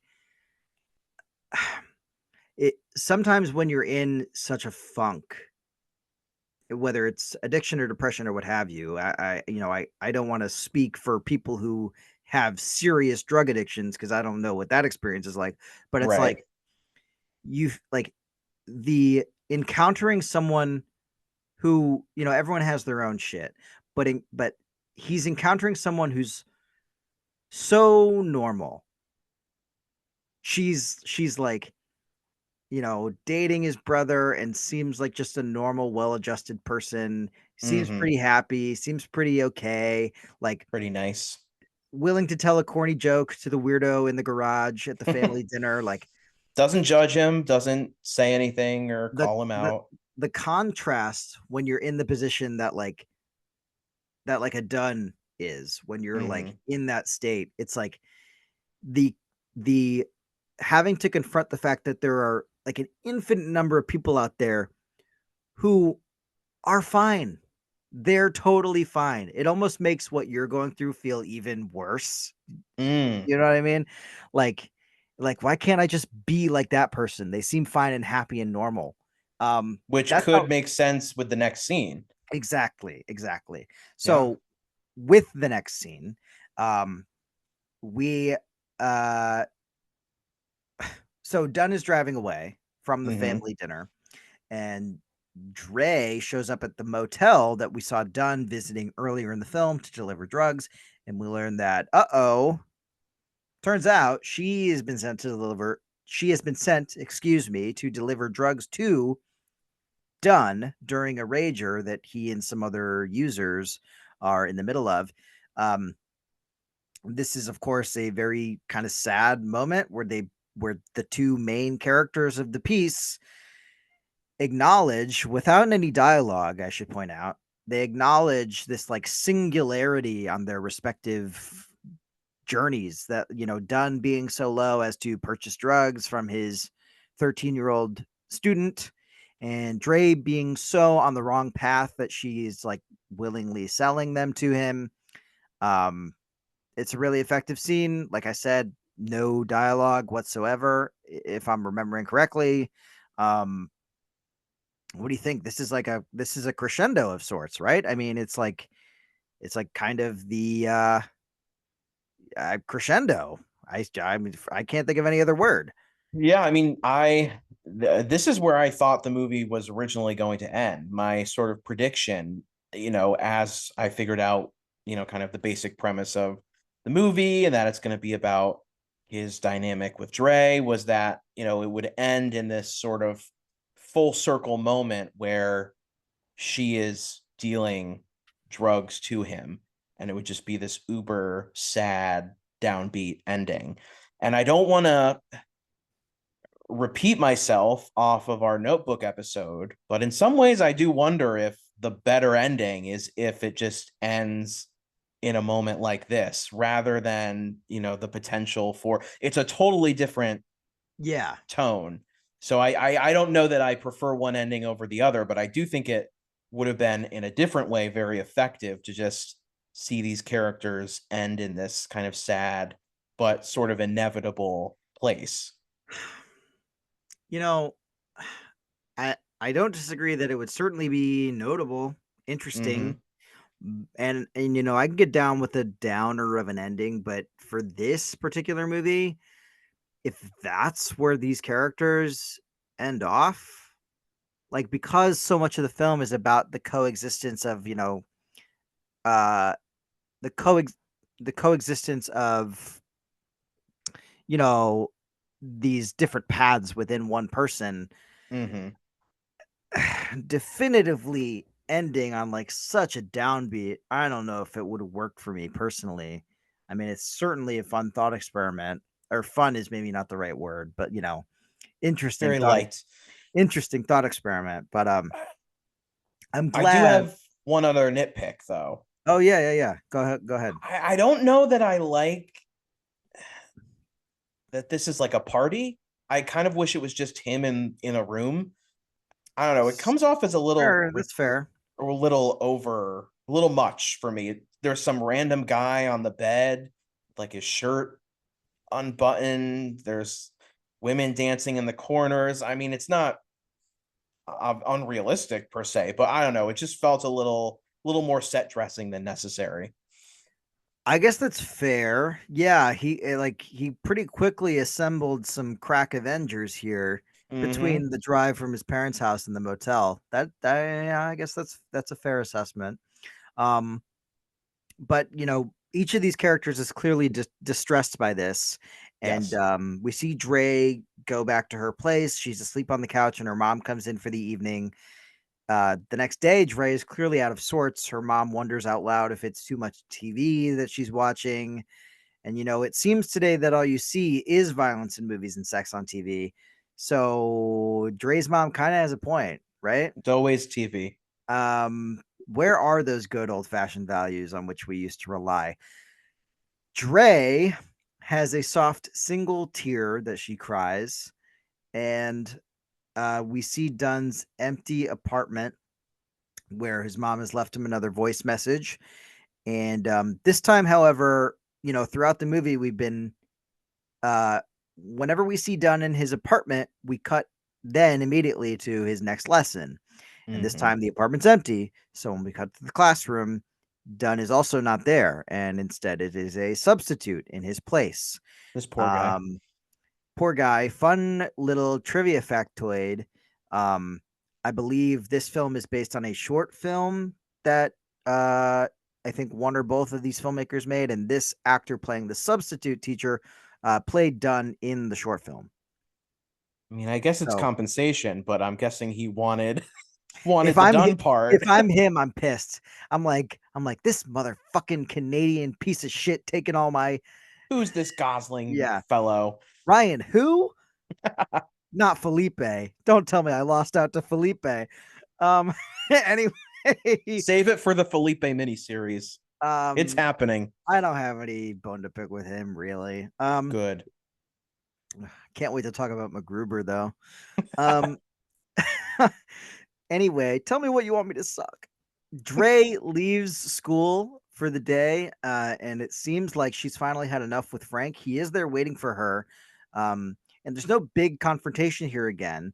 Mm-hmm. But she very assertively, nonetheless, blows him off, which in the context of the movie is like her big victory, which I kind of like. It's not like there's no big monologue, there's no altercation where she like pushes him or nothing like that.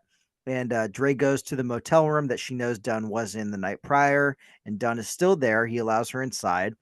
They have this little connection that they begin to rekindle. She hands him one of her blow pops. I don't think I've mentioned that like Dre has this thing where um she constantly has blow pops with her, clearly her Loves favorite the candy. lollipops. I never loved blow pops growing up. I'd rather No. just have like a regular lollipop. But in Dre's world, this is high praise, giving one of her lollies. So, um, gotta give props for that.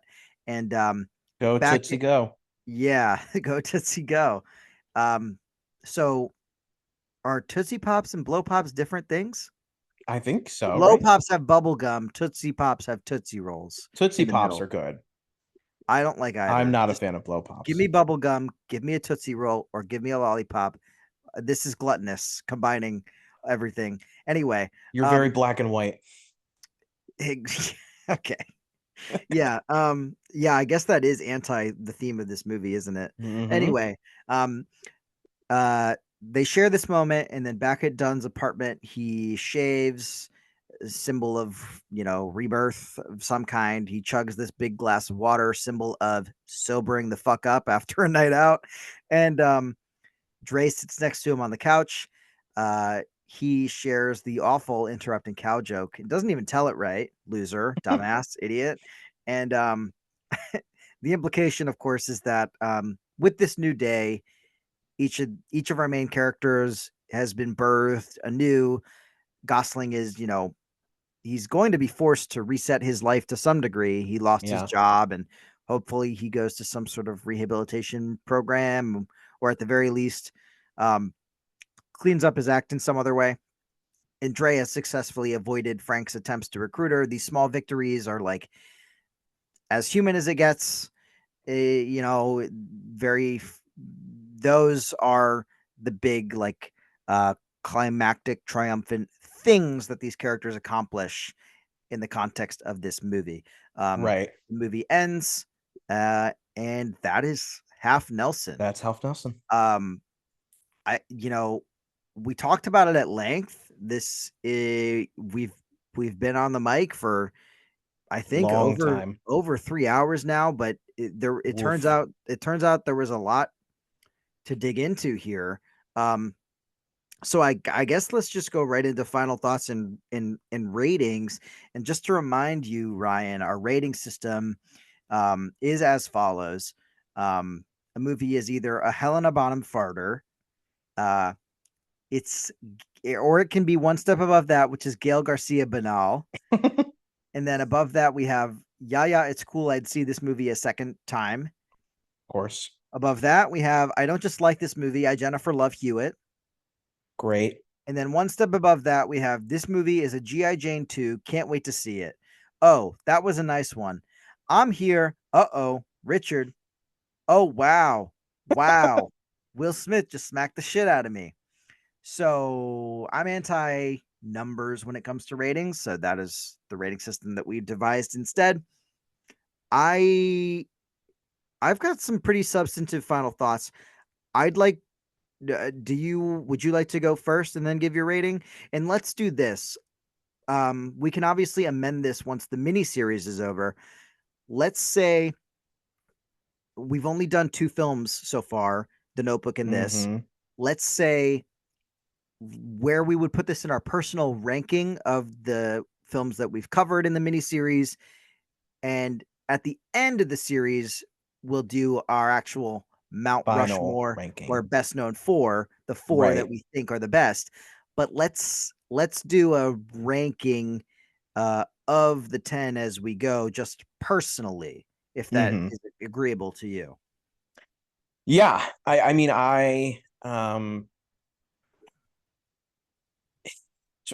it's reluctant. It's weird to say I really enjoyed this movie because it's very sad and there are some very dark moments, but I thought it was really well done, and I don't know that I necessarily gravitate towards stories about addiction. Um, and I don't think this is just a story about addiction. I think, it is also part of that kind of teachers are important subgenre that I mentioned earlier. Um, I think it's just a really strong movie, really um, delicately made with really strong performances from actors who are playing three-dimensional, well-written characters. I think anytime I thought that this movie was going to fall into a trap of predictability, you know, anytime I was worried it would be overly sentimental, it didn't fall for those traps as so many other movies do. Um, I'm actually not surprised it wasn't nominated for more Oscars because I feel like this movie isn't like sweeping and sentimental enough for the Academy Awards. I feel like that Yeah. kind of grittiness and groundedness that ultimately makes the movie really strong is the kind of fare that, the Oscars and awards shows are reluctant to show favor for. I think for my rankings, I would definitely have this above The Notebook. which I thought was a fine movie. I like it. But I think this movie is significantly better in just about every aspect. And I would give it a rating of, I don't just like it, I Jennifer Love Hewitt. Fair enough. And thank you for those final thoughts. I am in lockstep to pretty, I mean, almost entirely. I think not to get ahead of ourselves in terms of whether or not I think this ends up on the Gosling like cultural Mount Rushmore. Like you and I will talk about this at the end of the miniseries. I don't know if we've agreed yet on doing personal best known fours and then like a broader cultural one. Like, for example, I don't know that even as much as I really like this movie, I still don't know that like the broader cultural zeitgeist will ever acknowledge it as like one of Gosling's best. Just because I don't think enough people, like, just not enough people have plain seen it. You know what I mean? At least Yeah. in my estimation. And it's not Um, flashy or showy enough that I don't see it getting reclaimed, yeah, I even though agree. I think it deserves to. Yeah, and I mean, I also think I like The Notebook. Um, I think I like it slightly more than you do, Yeah. but I also think this is just like an objectively better, more interesting movie. Um, I think it's pretty fantastic. I was really pleasantly surprised by it. I love its themes about opposites, opposing forces, yin and yang, turning points. I think it's such a smart screenplay. Hmm. Um, in that, like, you know, the topics in the classroom that are being focused on are, you know, like from the kids, those interstitials that we kept highlighting, those are big cultural historical moments, right? That also make sense with the themes of the movie. Um, and cutting between the two leads is like a further demonstration of like the opposing forces motif, right? The Yep. pushes and pulls that are also, as much as they are present in these big broader historical events, they're also unavoidable in like day-to-day interpersonal life and relationships, which I just think is such a smart needle that they threaded really well. Like the idea that our struggles within ourselves or even with our immediate like social and economic environments essentially operate on the same principles as these big ideas about historical turning points, historical opposing forces. That those principles are the same on like macro and micro scales. I think is such a insightful idea and something kind of bold to focus on in a movie. Hmm. And so yeah, and then I just also think from like a political perspective, the the fact that drugs are central to each story in the two in like that the two characters are opposites in many ways too. Like not politically in the sense of like the two-party system, just like from an identity standpoint. Like Gosling Hmm. is an adult white man who comes from a wealthy family. The character rather. Yep. Dre is a young black woman. They are literally teacher and student, right? Hmm. And they are both, however, each struggling with this facet of the overall American apparatus in one way or another, meaning, you know, the substances that are being abused and distributed. Gosling is an addict. Dre is someone who's born into socioeconomic circumstances that have made participating in the selling of those drugs like an unfortunate last resort for a lot of people in that community, and Hmm. even those people in the film.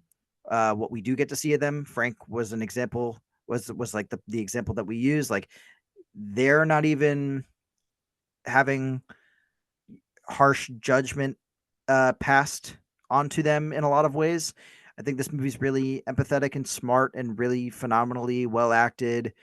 Um, and just like smart. And I was kind of floored by it because I, you know, pulled up the blurb about it and I thought, oh no, Gosling did a white savior teacher movie. Mm. and he got nominated for an Oscar. Is this going to be a How Do I Reach These Kids movie? You know what Right. I mean? Um, but no. And you're right that it's, difficult in many respects to watch. I can't say that like it's an immediate one of my favorite movies of all time, just because I think, not that rewatchability is something that is imperative, but this specifically I think uh, is is not going to be something I'm drawn to rewatching like once or twice a year. You know what I mean? Yeah, no.